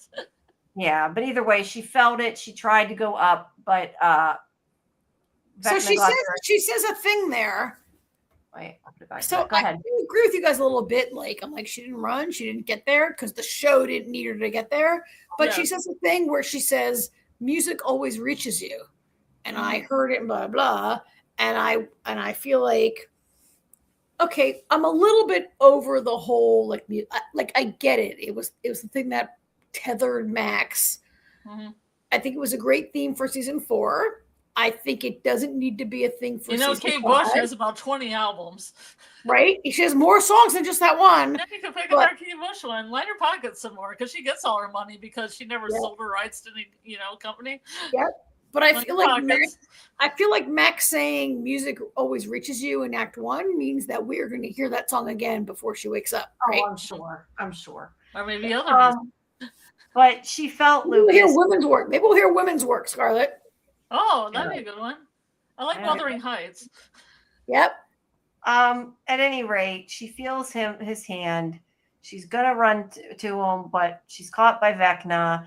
She runs. He follows her to this wall, but he cannot go into the cave. There's his vine hand. That's why there's so much like plant imagery in this show. Vine hand. I like it. It's vine hand. I do too. Well, that's what it looks like to me is vines. But either way, he won't follow her in. And she is able to escape into the cave, and that's where she has stayed in order to stay safe. Yes, and the tape stops. Sorry, B. Yeah, the tape stops. Lucas lets go of her hand also, which is also why she can't go through. Yeah. But she is caught by Vecna. So Vecna didn't make the tape go off. Yeah, Vecna didn't stop the tape. No, it was bad timing. Bad timing on all fronts, right? All right. So she tells Holly that she needs Holly to go back in and pretend like nothing happened because that is how they're going to escape. So she needs Holly to act and to go back. And I think this is why they've cast a 13-year-old in this role because you cannot count on your whole plan cannot rely on a 7-year-old to go back and act normal, right? Yes, you are correct. You cannot, but she must. You need to get a Drew Barrymore type. Yep. It's more of Robin and Will, and this is like we already kind of talked about this. Her saying about finding herself and being who she was meant to be, and about that crush that you talked about. We just talked about it a little early. But it's even more in like this is their second conversation, and she's like, "Oh, as soon as I decided to be who I am, I felt so free," right? And she's telling Wilton, "Be less afraid, be all he can be." Yes, be all you can be, Scarlet. Yes, very good. Be your best sorcerer. Lilu says, "See, I said they should have made a tape on the same on both sides, not just yes, one." Yes. The thing is, you still have to usually turn the tape over when it runs out of tape, though. Oh, do you think it just ran to the end and popped off because Lucas? But you could be faster. You could be faster. Be like, you could be, but he didn't know that. He needed to do that. Fast forward. Yeah, but wasn't there after a while, I think there was players that like it automatically flipped to the other side, I think, after a while. But those were like newer. Most of the time you had to flip it. That flipped over, most of the time you had to flip it. So it wouldn't have mattered. But yes, it is quicker than rewinding it. I think you had to have a really expensive boombox and maybe wasn't invented yet that would reverse it and play right away, if that even existed. Yeah. Well, also, cars, I think, like cassette decks and cars did it. And Lucas had no reason to believe he didn't have like 10 seconds to flip it, right? It's not he also didn't realize, he doesn't know what's going on. He didn't get the vibe. But, there were those 45 minutes tapes, but you could pay more to get a 90-minute tape. Yeah, right? You could get like 120-minute tape. You could. Tape. Yeah. Just that over and over again drive you insane. I've listened to Running Up That Hill thousands of times. Oh, my God. Just makes me wake up. Their kids. Maybe they didn't have a big enough allowance. I don't know. Just saying. All right. Lucas must be in charge of that. He's not good with details. He's not. Could be the case. All right. So back at the compound, this guy is trying to get in. He's like, "Let me in." Knock. He's the guy that escaped from. Yeah, he looks really creepy in this lighting. Yeah. Wait, did he actually escape or did they let him escape? I can't remember if they. He escaped, but they kind of. They let him because they didn't kill him, but he escaped. He kind of has a bowl cut, doesn't he? Yeah, he doesn't look like his eyeballs. It's like a really weird lighting choice. He's the guy that escaped from being. I think that Hop and 11 didn't want to kill him. They left him chained up, hoping that somebody would find him. He got free. Here he is. He's like, "Let me in." I know. Yeah. I know what's going on. I know things. There were VHS rewinders. You are correct. We had one. It was like a silver car. I don't know why we had it, but some of the tape decks when they get to the end, they were rewind back to the regular cassettes. It wasn't fast enough that Vecna couldn't get you. Yes, definitely. All right, so 11 has gotten in. She's there with Hop. I don't think the machine's turned on yet, but I don't have very many from that scene yet, so it might have just been a short little scene. There it is, showing the portal. So they're on the inside. We know that. Meanwhile, the other group is digging up through the bathroom floor. Nick, look, hit that pipe. You knew, like that pipe's gonna break. This is totally not going to go well. And I thought it was comical. Like when I'm like, don't hit the pipe. Yeah, it's full everywhere. We're going to have toilet water all over it. And there's that little snitchy little girl. Yep, she's a snitch. She's a snitch. So that shovel was putting in the work. As it is. I thought it was funny they got the teacher in on this too. What do you mean? The teacher seemed to be part of it. She was sort of like, it was like a field trip to the military office. I thought that the teacher was just happy that Derek was like making friends. I didn't think. Yeah. Well, I guess she wasn't in on the whole Mr. What's It thing, but she was. That's what I'm saying. But she's still there. Yeah. Yeah, I love Derek when he was leaving the relaxation techniques. Yeah, he was like, "Imagine your butt on the sand. It feels so cool." He's funny. And then he goes, "This is what my mom does when she runs out of Xanax." I don't remember where I was out of Xanax. You're right. She liked that Derek was keeping the kids occupied and calm. Yes. And Lily says we read that the teacher, one playing the teacher, is a real teacher. Oh. Interesting. Kind of like Christine Fromm as a nurse and as a real nurse. Acting teacher, maybe. Cool. Anyway, he is getting the kids to go into the bathroom one by one to come through the floor. I love when they pop up through the floor. I think that's great. Yeah. And they help them down the ladder. Anyone who's seen Mr. Whatsit, because they know they're in danger. And then he's getting drips on his face, and you're like, "Oh no, toilet gonna come down or whatever." There he is with his head. I love that picture. That's a great shot. That's great. Yeah. So the pipes start bursting, and they have a mess.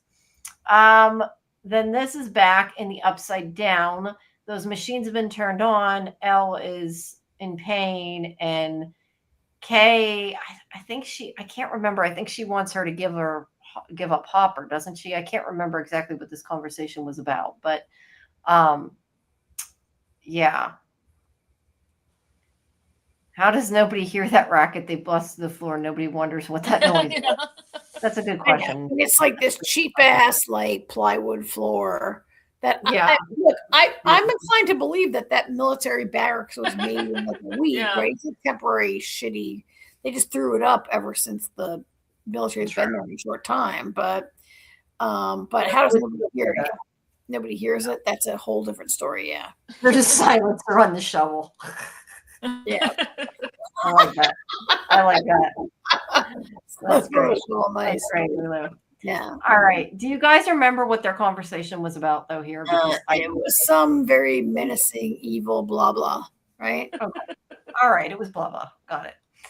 All right. So they're looking for Hopper. I thought she was trying to make give him up. I couldn't remember. And this is where the tentacles grab Hopper, and she says, he will make them let go or whatever. And like, if you don't give me Elle, I'll let them kill you or whatever. She's threatening them. So you guys, we already knew that, right? We already knew that the upside down doesn't like heat. That's my fault. And yet I felt like this also was a little bit of like a reminder scene, right? Yeah. Yeah. Okay. Lulu is helping here. So she was like, why would Hopper bring you here knowing this was the place to keep you from? Oh, yeah. Yeah. So she clearly doesn't know that Helly's missing. Not that she, would or would have reason to, but yeah, she was like, oh, Hopper went all around the world to protect you, and now he brings you here. Like, what's up with that, right? Yeah. And she won't help her out. And meanwhile, they are still going through the tunnel. Hopper's getting strangled here. And she's like, tell me, I don't know. She tells him to tell her something about Elle, give her up, whatever. Not and cool. She's threatening him. And yeah, of course, he doesn't. And Elle ends up able to get up and pushes her. And it keeps going back and forth between the two. Well, there's these, this is like not that dangerous yet. Everybody's still trying to get out of the bathroom, get the kids. And we haven't got to the part where they get into the truck, right? Like everything's still like the water is dripping. They're rushing. Yeah. Elle still has her powers right now, I think, right? Yes. Elle. Well, not when the machine was on, but in between, yeah. And I don't know if they knocked it off or what. I can't remember. But I don't know if she doesn't have her powers so much as she's like in pain and can't use her powers. It might be. Yeah. I think she pushes her away.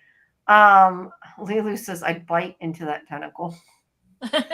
Lulu says she looks so happy that Hopper is strangling. She does, right?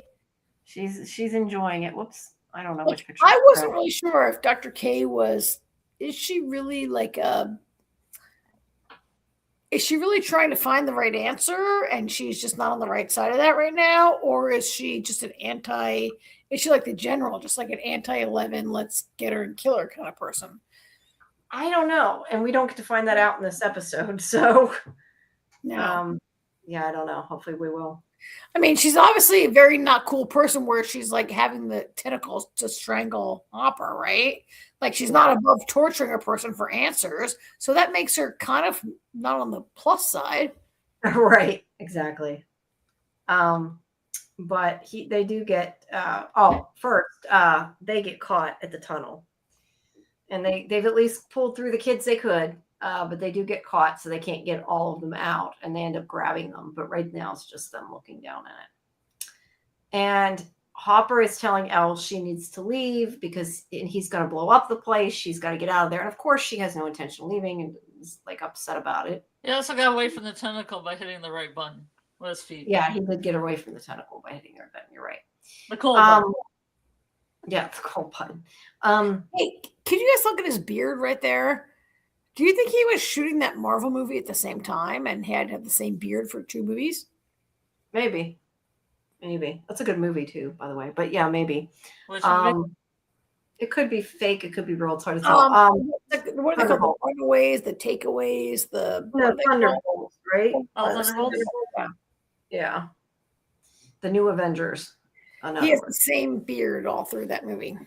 He does. Anyway, sorry. He's going to sacrifice himself for Elle here, right? Yes, and of course up with some explosives. Whoops, wrong thing. Yeah. Hopper thinking Elle would listen to him and leave was just annoying. Yeah, you knew she wasn't going to leave. That was kind of like neither of them are going to leave each other. We already know that. That wasn't a big surprise that she didn't leave.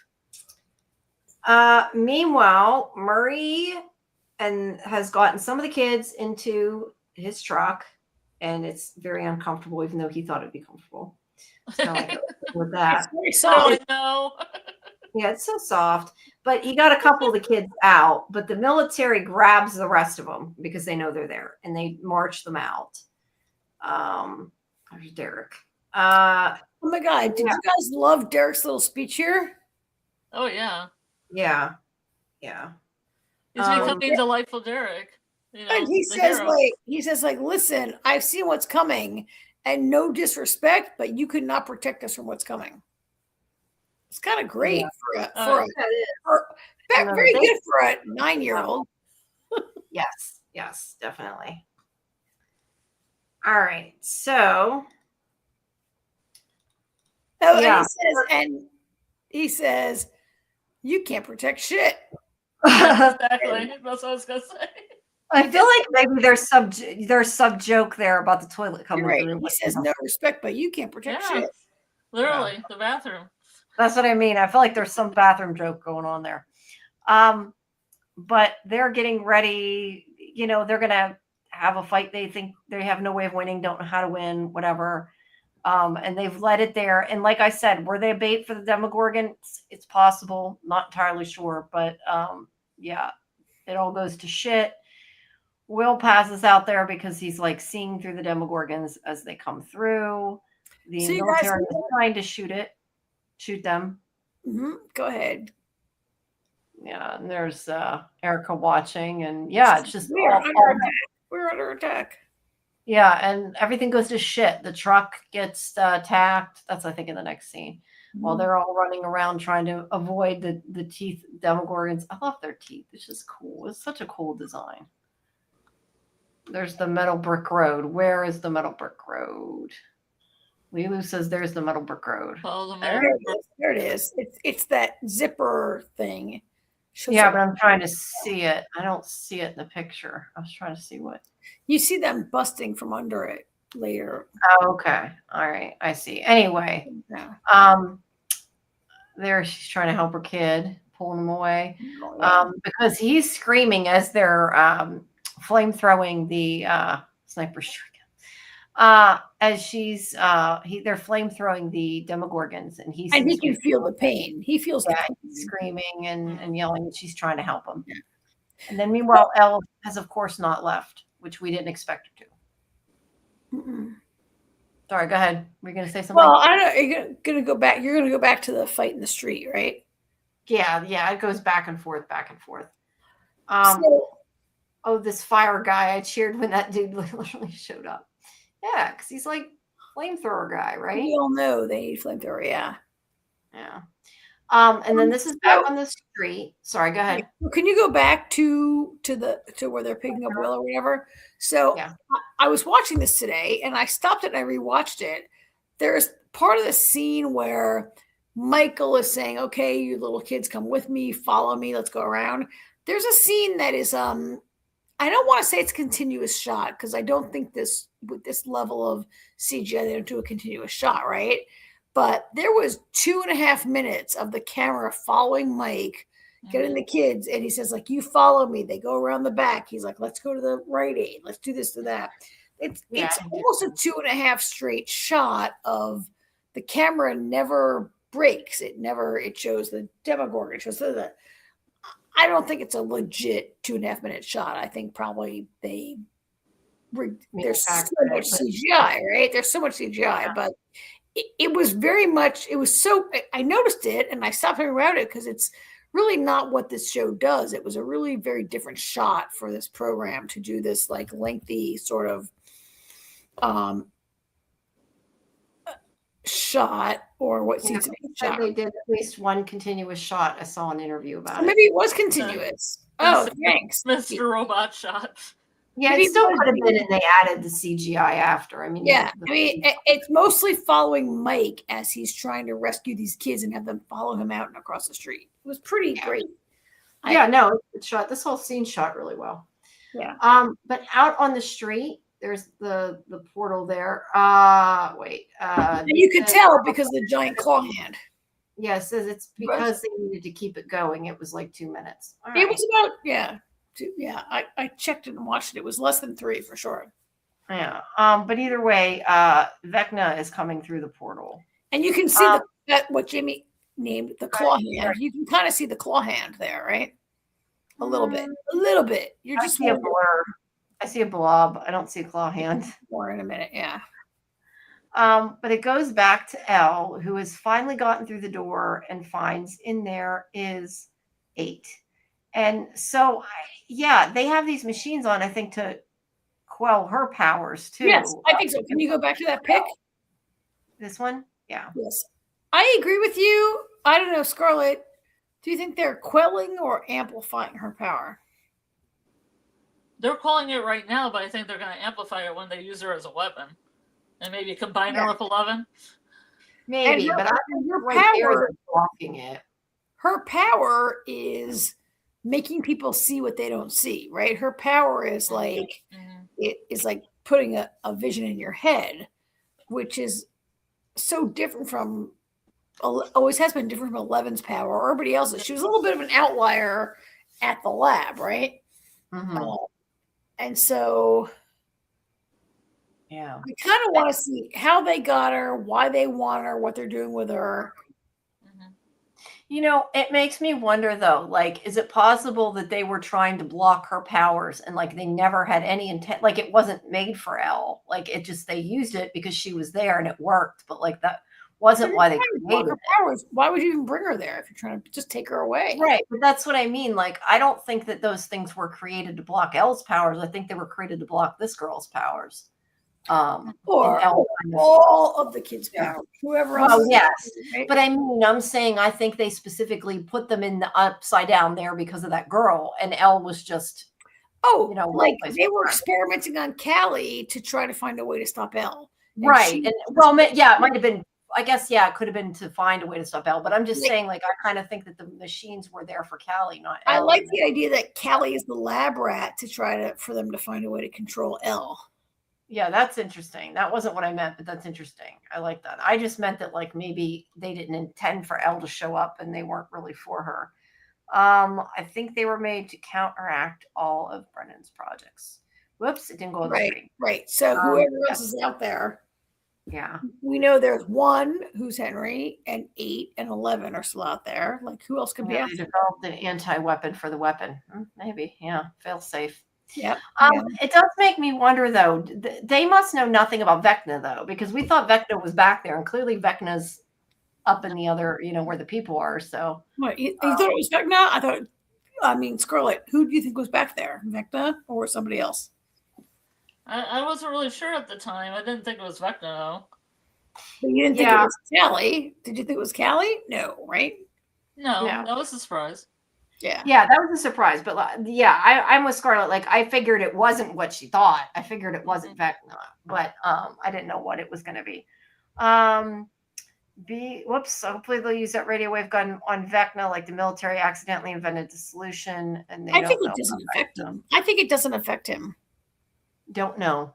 we really Lily says they don't know about Vecna. Yeah, I think they mostly don't know about Vecna, right? But I think they could be right. That could be a way to beat them, and they just don't know it. I guess we'll find out. But either way, Vecna's coming through the regular world. Sorry, go ahead. There he is. I think their weapon is only stopping 8 and 11 whoever else from. They're only handicapping themselves. Like they need to unleash L to defeat Vecna. I don't. Yeah, that's what I was kind of getting at before. Like I think them handicapping her is going to screw them up because Vecna's going to come. She won't be able to fight them because they're. I mean, I think Lulu has a point. For all they know, 11 killed all the other kids who went there. I mean, I think Matthew Modine was the only person who believed in L, and he's dead, right? Because Matthew Modine was a sketchy bad guy. So yeah, I think Lulu's right. Like they don't really know that L didn't do that. And Henry wasn't a patient anymore, and nobody knew he wasn't because Matthew Modine protected him and hid it, right? If anybody knew there was a psycho serial killer who had a chip to, right? Of course you'd think it was him, but nobody knows that. Right. All right. So you got me thinking that it could be making the dreamscape, or getting into Vecna's head with Henry and all that. Layers upon layers. Yeah. I don't know. There could be a lot that I'm curious how they're going to have 8 and 11 battle him. I think I am too. I'm not sure how I feel about 8 coming in. How do you guys feel about 8 being brought in? I'm fine with it. Yeah, I'm fine with it. I mean, I had forgotten about her other than, they showed a clip in the recap. I like that episode she was in. I know it's not the popular opinion, but I just had forgotten about her. I'd forgotten about it, which makes me think it wasn't that important. I don't mind her being there. I don't love her being there. We'll see where it goes, right? I mean, the idea that Elle needs a little help, yes, no, whatever. We'll see what they do. Yeah. Lulu says Brennan was using the Henry juice to make the other kids. Was that the case? Yeah, I don't remember. Really? Really? Was that? Oh, that's her theory. Okay, that's her theory. I was going to say I didn't know if that was the case, but that actually kind of makes sense. Like maybe he took his blood and stuff. I don't know. Yeah. That's Henry juice. My theory: season 4, Erica rolls a 20 in the D&D game to beat the 20 equals 11 plus 8 plus 1. That's funny. I wouldn't doubt that. I honestly wouldn't doubt that. Okay, he's saying that's canon about the Henry juice. Yep. And B says, I don't remember Callie. Henry juice anymore. Yeah. I don't remember her, and I'm not sure how much I care about her yet. I agree. Like, we'll see if Callie's going to be a thing, right? Yeah. But she's saying that using Henry's blood, that's canon. That's from the play. So the thing that they are pumping into Will is Henry's blood? No, I think she means that the doctors were experimenting that gave kids with the lab kids. Oh, like way back. The reason, because like it all started when Elle's mother, who was like a drug addict, volunteered for a plan, right? And that's how. So they gave the blood back then. Yeah. It was his. I guess what the gave him the powers was Henry's blood. I guess. I don't know. Probably got to watch the play, and then we'll. Maybe we'll watch the play and have access, and then we'll never speak of it again. Yep. Yeah, maybe we'll have an impromptu live stream after we have it. We'll have to see. All right, so back in the right side up, Vecna has come through, and he's got like a hanging piece of Vecna. I just noticed that it looks funny. Look like it's like hanging kind of. And so his walking like holes in him. He's walking right up into the right side up, which is kind of a huge deal, right? Like he's never openly walked in that we know of.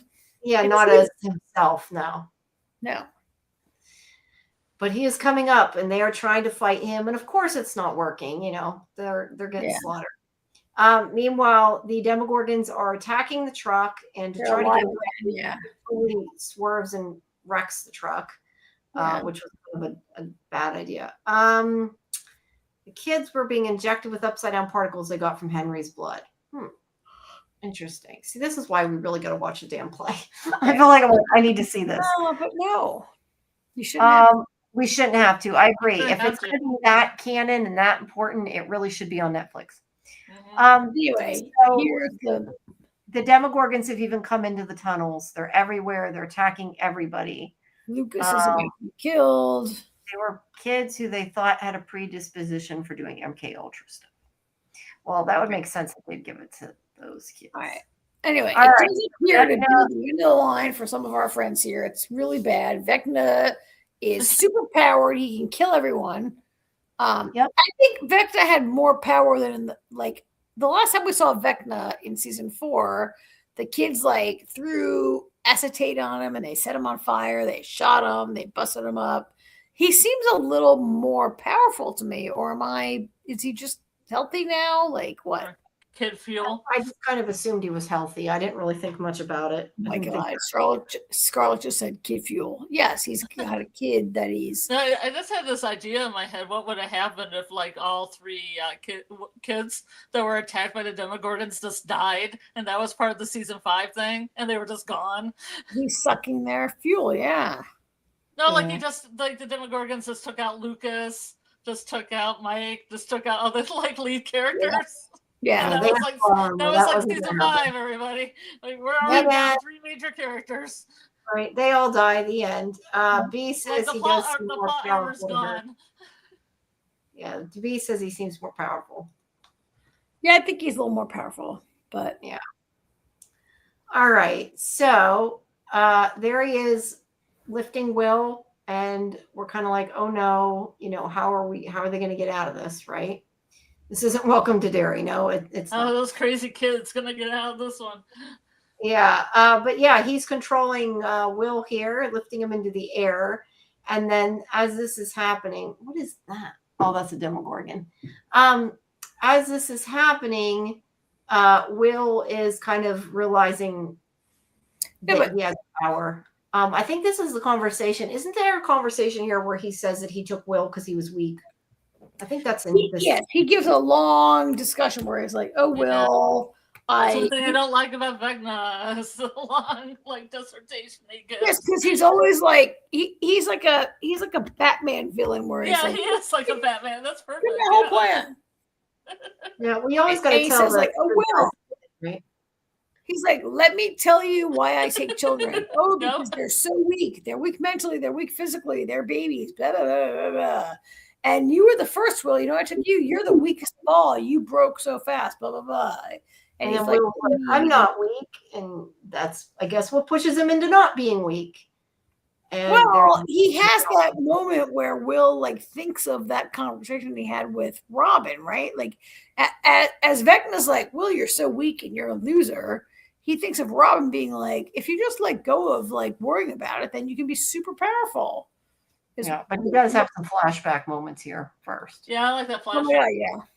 Yeah, and I love this. This is where that's what I thought. This is where the Demogorgon is almost killing Mike. This Demogorgon is almost killing Lucas.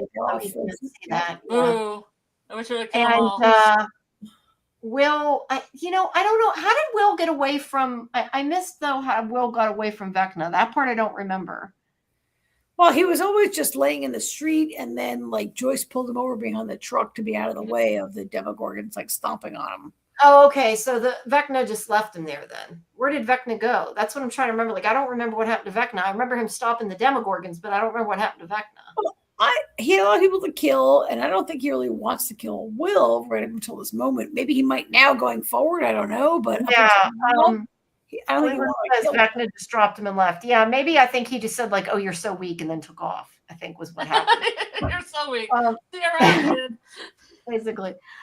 He says Vecna's body's become less human shaped, and I equated that to him having more power. The actor talked about his different costumes and how they parallel Vecna's evolution. I need to listen to these interviews. Where are you getting these interviews? I missed all the ones on TV. I need to go back and watch them. But yeah, so weak. Hashtag so weak. Yeah, he let go of Will, and then Will started thinking about how strong he was and everything Robin said, and suddenly he freezes these dudes in midair.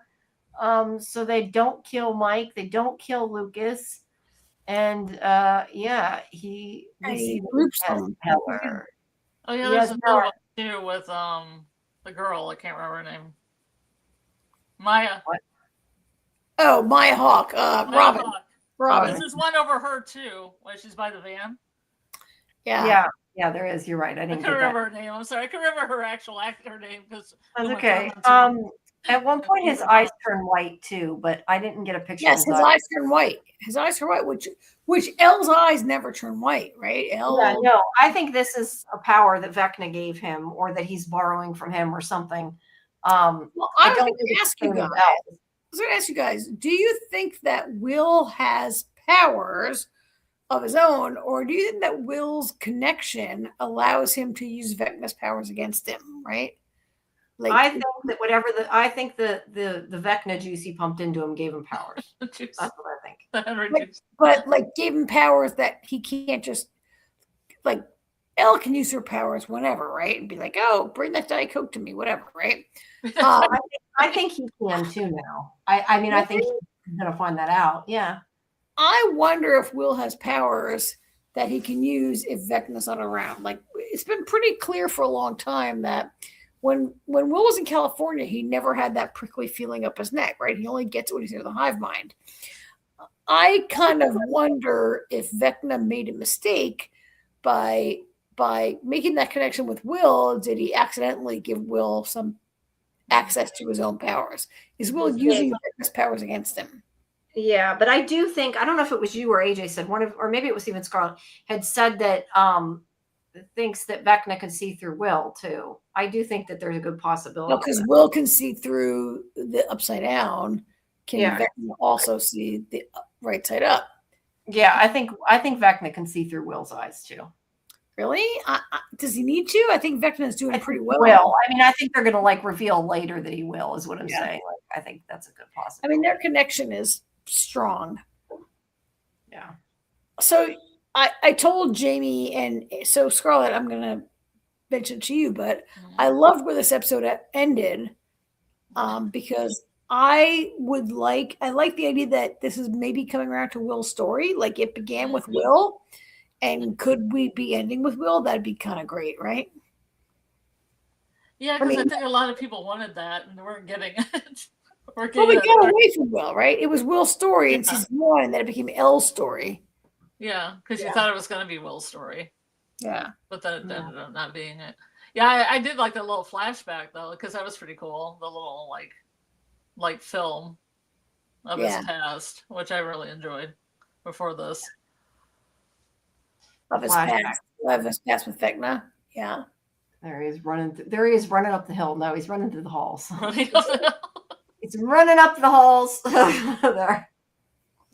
And so it's really ended with him. The way you were screaming and cheering. Your neighbors must be really close, or you're really loud, or both. I think it's usually my family I annoy when I yell and cheer, but I don't know if my neighbors can hear me, but I'm not that close. So. I mean, I think this moment is like when he says no, right? And it's a thing we've seen with a lot of superhero movies. They push them too far. Where people don't know they have the power until they're pushed far, Jamie, right? Yeah. And they're like, no. And they're like, wait, I can say no. I have a power, right? It's a common thing. I forgot. He's not weak. He's not weak. Hashtag not so weak, right? Not so weak. Not so weak. Not so weak. There, I was going like this. I did that. I went like that. And I'm like, oh, wait, my camera isn't on. Like, that was helpful. Yeah. All right. Well, we've reached the end. Wow. All right. So before we sign out next week, next month, whatever it's coming, predictions. Scarlet, predictions. Could it be? Where do you think it could be going? Predictions?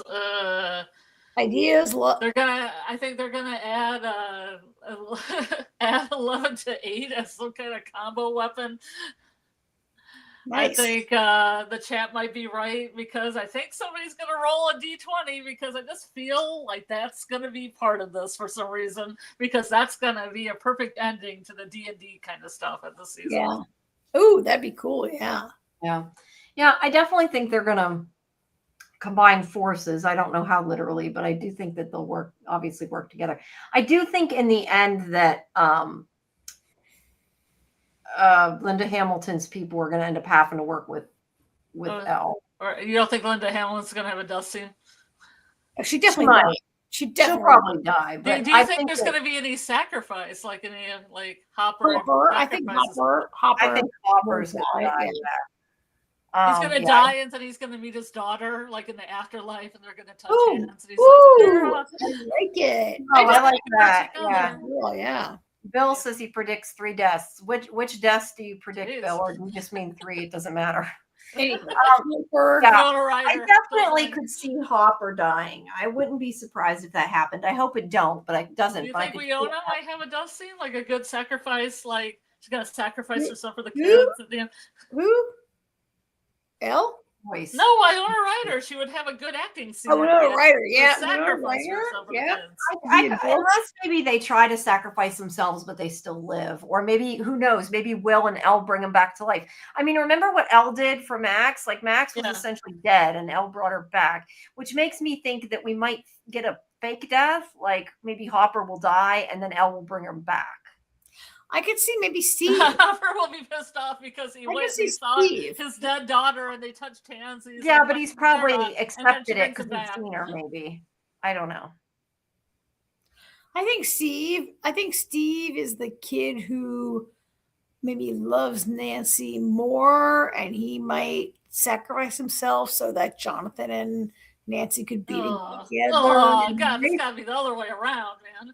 Maybe. I don't know. Lulu says Elle might die to bring Hopper back. I don't think they'll kill Elle. I don't think one of the young kids will die. I don't see happening. If they never have any spin-offs, I think they need 11.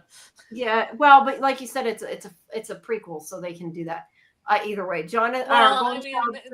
It seems like such a cash grab. I could see things happening after this as well. I agree. I agree with Golden Child about John. Jonathan's a pretty boring character. He's not. He's kind of boring, and he's not an adequate partner for Nancy. So I could see him not. Yeah, I could see Jonathan or Steve or Steve dying. I don't think any of the main younger kids are going to die, though. I don't see that happening. Yeah, well, Bill is saying any 3, Dustin, 11, and 8. 8 probably. 8 might die, but I'm saying any of the main kids. How about Will at the end has a big death scene? Yeah, that for sure. He saves all his friends at full power. He's going to fall in 501. He's going to fall off that radio tower. Nice. That's funny. Yeah. Yeah. The fall. It's a good band. They asked maybe who. Oh, Millie Brown. She was happy with Elle's ending, and she didn't say anything, but she didn't look happy. Well, sometimes though. I mean, their opinions change after they've sat with it for a while too. That doesn't necessarily mean she does. It seems like this whole filming year was a hot mess for them anyway. So, yeah. Well, I mean, it took a long time. They had like a 1-year delay because of the we can look at them being old, but there was the strike took them off a year, right? Yeah. So it made them all a little bit older, held up their careers. I guess I kind of get that. Yeah. She's the main one that wanted people to die, so she might be upset she survives. Because she might have wanted I'll quit. Look, I'm not against characters dying when it's in service of the story. It makes sense, right? Yeah. Yeah. I just personally don't think they're going to kill any of the younger characters. I'm not saying it couldn't happen. I just don't see it. It's G20 roll. They roll a G1 and they all die. Yep, maybe. But I also agree with what you're saying too, though, that like if they want to do sequels or different things down the road, it could be that they won't die for that reason. But if the thing coming out's a prequel, it won't necessarily matter. It would matter what they're tending to do in the I'm just saying in the future, Jamie. Yeah. Future. Hopper and Elle were unalive. They seem to want to make money off of this, like forever. Yeah. I don't know. And like I said, maybe Hopper will come alive and Elle will bring him back. I think Hopper. I could see Hopper sacrificing himself so that Elle can have I mean, he has said to her twice already. He's like, "I love you. I'm so proud of you." Blah blah. I thought he might have died already because he was so. Yeah. I think if anybody's going to die, it's going to be Hopper. I could maybe see Joyce dying, but I think my vote's for Hopper. I don't want Hopper to die, but I think he might. I could see Hopper, Joyce, Steve. Yeah. All of Nancy's, every boy who died, who likes Nancy dies in the Upside Down. Yeah. It could be Jonathan for that reason. I could see maybe Murray dying, sacrificing himself. Yeah. I just he's kind of like he doesn't have plot armor like the other ones, Well, and I agree that all the five main kids, no way, but we'll see. We'll get another hour and a half, 2 hours of the next, right? And then we'll see. Hopper's died so many seasons, someone's going to take it from him. Yeah, there's been so many almost deaths that they may not kill him for that reason. But I could see him sacrificing himself, him dying, and Elle bringing him back. And I do agree with Doc that Hopper has a desire to go to his little girl. I agree with that, which is why they might kill off Hopper. I could see that for that reason. But look at, what if Nancy dies? Oh, yeah, I don't. That solves the triangle. That is true. Don't know that it would happen that way, but you are correct. That would solve it. I mean, could you guys see Will dying, or do you think Will is part of me thinks Will is the real hero of this whole show, and this last season is about Will, and then part of me sees could Will be the one who sacrifices him? It all started with him, and would it end with him sacrificing himself to save the world? Do you think there's going to be timey-wimey stuff in here? Are they going to travel back in time? I mean, are they going to do a reset? I wouldn't like it, but we did see a teacher saying about wormholes tonight, right? So yeah. Reset back to them playing Dungeons and Dragons when they were younger. They're all going to be de-aged badly. Ooh, I like it, Scarlet. I like it. No, I don't like it, but I could. Yeah, maybe. I don't know. Yeah, maybe we'll find out this whole thing is a big. Maybe we'll find out this whole thing is a big D&D game. But then Will loses his powers because he comes. Well, it could be a big D&D venture, like what they call it. Like nothing's even happening. This is the end of that campaign. Oh, like in Dallas when it was oh my God. Yeah, that would suck really bad. They better not. Duffer Brothers would never work again. Sorry. Not. That was funny though, Karen. When you knocked that off, the smoke at the bottom of the screen came up right when you did that. Yeah. Waterfell. Lilu says timey-wimey stuff could happen because the Upside Down is 3 years behind present day. Yeah, and there's the whole time they could just at the end jump forward 3 years too. Yeah. The conversation between Mike and Elle about what happens in a D&D happily ever after made me think one of them is toast. Yeah. They can't both make it, and I think it might be her. There's no does Mike die or does Elle sacrifice herself to save the world in the end? That's possible, right? The only kids that I could see possibly dying would be the main ones would be Elle, but I still don't see that. But if I had to say, I thought one of them was going to go, I would say Elle because it doesn't make sense to me. Is it going to be like the 20 thing too? Like you're going to get Vecna, who was 1, Henry was 1, and 8 and 11 all together, and that's a 20, and they're all going to go out. Well, yeah, it does seem like I definitely think Vecna will die. Oh, yeah. Or it could be something like where Vecna reverts to Henry before Henry was bad, or something weird like that. Mm-hmm. You know what I mean? Because you know how we talked about that maybe. And then Levin was born without powers. Yeah, I don't know. She deserves a happily ever after with her background. She does. She does, but there is a big theme in this season about who you are, who you were meant to be, what you could become. And I just feel like this theme of transformation I agree with some of you guys who think maybe it sends Elle to a place where she sacrifices herself, being that she's a kid who was maybe never meant to be in the first place, right? Yeah. Well, I mean, to be with powers. Yeah. I do think there's a good chance that she might lose her powers at the end of the show. Oh, and end up like a normal kid, more or less normal kid. Yes, I could see that happening totally. Well, that went so well for her in California last year, but But that was because there was still Vecna and bad things around. If it happens, all the bad things are gone. Yeah, she was a normal loser teenager, I think, but whatever. Yeah. Yeah, I could see that happening. Yeah. All right. Well, so Christmas is the next drop, right? Christmas Day, Christmas Eve, something like that. Yes. So maybe we'll get the play in between then. Otherwise, we'll just watch it. Yeah. Let me, you guys, go into the. Didn't I make a Stranger Things part of Discord? I can't remember if I made a Stranger Things section or not. I thought I did, but maybe I didn't.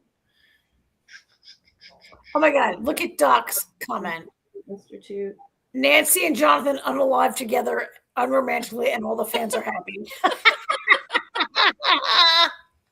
Oh, Romeo and Juliet thing. That's so funny. And yes, Golden Child and Doc said the same thing. I was totally going to say that it was Dallas and it was a dream and it was all like Doc and Golden Child both said it. I was thinking of it. Could it come out that the kids wake up and it was all a dream? Or it was the campaign and they were done. Oh, that campaign was great. That was so good. Right? I hate that. Like, oh, it was a great campaign. Oh my God, that was so realistic. We loved it. And I could feel that campaign. I would have to punch my TV if that happened. Feel it with bones. I am making a group for in Discord for Stranger Things. All right. So let me go into Discord, guys. Like, I don't know. We need to discuss like when we should have the watch party. So I'm open to suggestions if anybody has any suggestions for that for the play. Yeah. And Susie's kids in the 90s. Oh, I could see that. Like this is all like a flashback. Yeah, I could see that. Yeah. The conversation between Mike and Elle about what happens in DoD Happily Ever After makes me think one of them is toast. Yes, possible. Yep. The Upside Down is 3 years behind the present day. Yeah, that's that whole like timey-wimey like wormhole stuff, right? Oh my God, there's so much going on here. Yeah. There's a lot that could happen. Especially with only how many episodes are left? 3? 4. Doc has a good point. Hopper has a desire to go to his little girl who passed. I mean, they've shown that little girl twice now. I think I agree with Doc. That's making us think that Doc is ready to go to be with his kid and just be Doc. Hopper. Hopper. As much as he loves Elle, she's very strong and capable, and he wants to go with this little girl who was sick, right? Yeah. I said if anybody goes, my money's on Hopper. I hope not, but I do think that that's likely. Oh, Hopper for sure. Yeah, I do think that's likely. I just hope not, but I think so. We'll see. All right. Well, either way, we'll find out. We'll get the next group on Christmas, and then the one on New Year's after that. So, you guys. We'll figure out when we're going to do those shows. So just keep watching Discord. We'll schedule them in not too long. Probably might wait till after Christmas to actually schedule them. I don't know. We'll see. But just, watch Discord. If you haven't, please join our Discord. You can join our watch parties. On Monday, 9:30 Eastern, we have our watch party for the 3rd episode of The Artist, and our live stream is at 11. And then Tuesday, Fandom Access at 10, as always, where we have Pluribus and what else do we have? We'll see. Stranger Things review. We'll cook something up for you guys. All right. Yeah. And then back to here. Or no, we don't have this again Thursday because we're done until Christmas. So. All right. Slow time. I will not. I don't think I'm going to be watching it on Christmas Day. Are you guys planning to watch on Christmas Day? I cannot watch on Christmas because I have to host my dad. My dad wants to host Christmas at his house, which means I have to host it at his house. So I'll be cooking and cleaning that day. Sorry. Yeah, I don't know. If I was going to watch, I'm willing to watch Doctor Who, but I really can't just especially because there's more than one episode. How many episodes are they even dropping? I do not know. I thought they were dropping 2 and then 1. I don't know. I'm not even sure, but either way, it's probably a lot.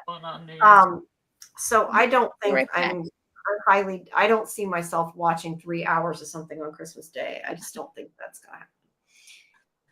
Especially unless it's a family that doesn't want to watch Stranger Things, and you're like, let me put this 3 hours on for you.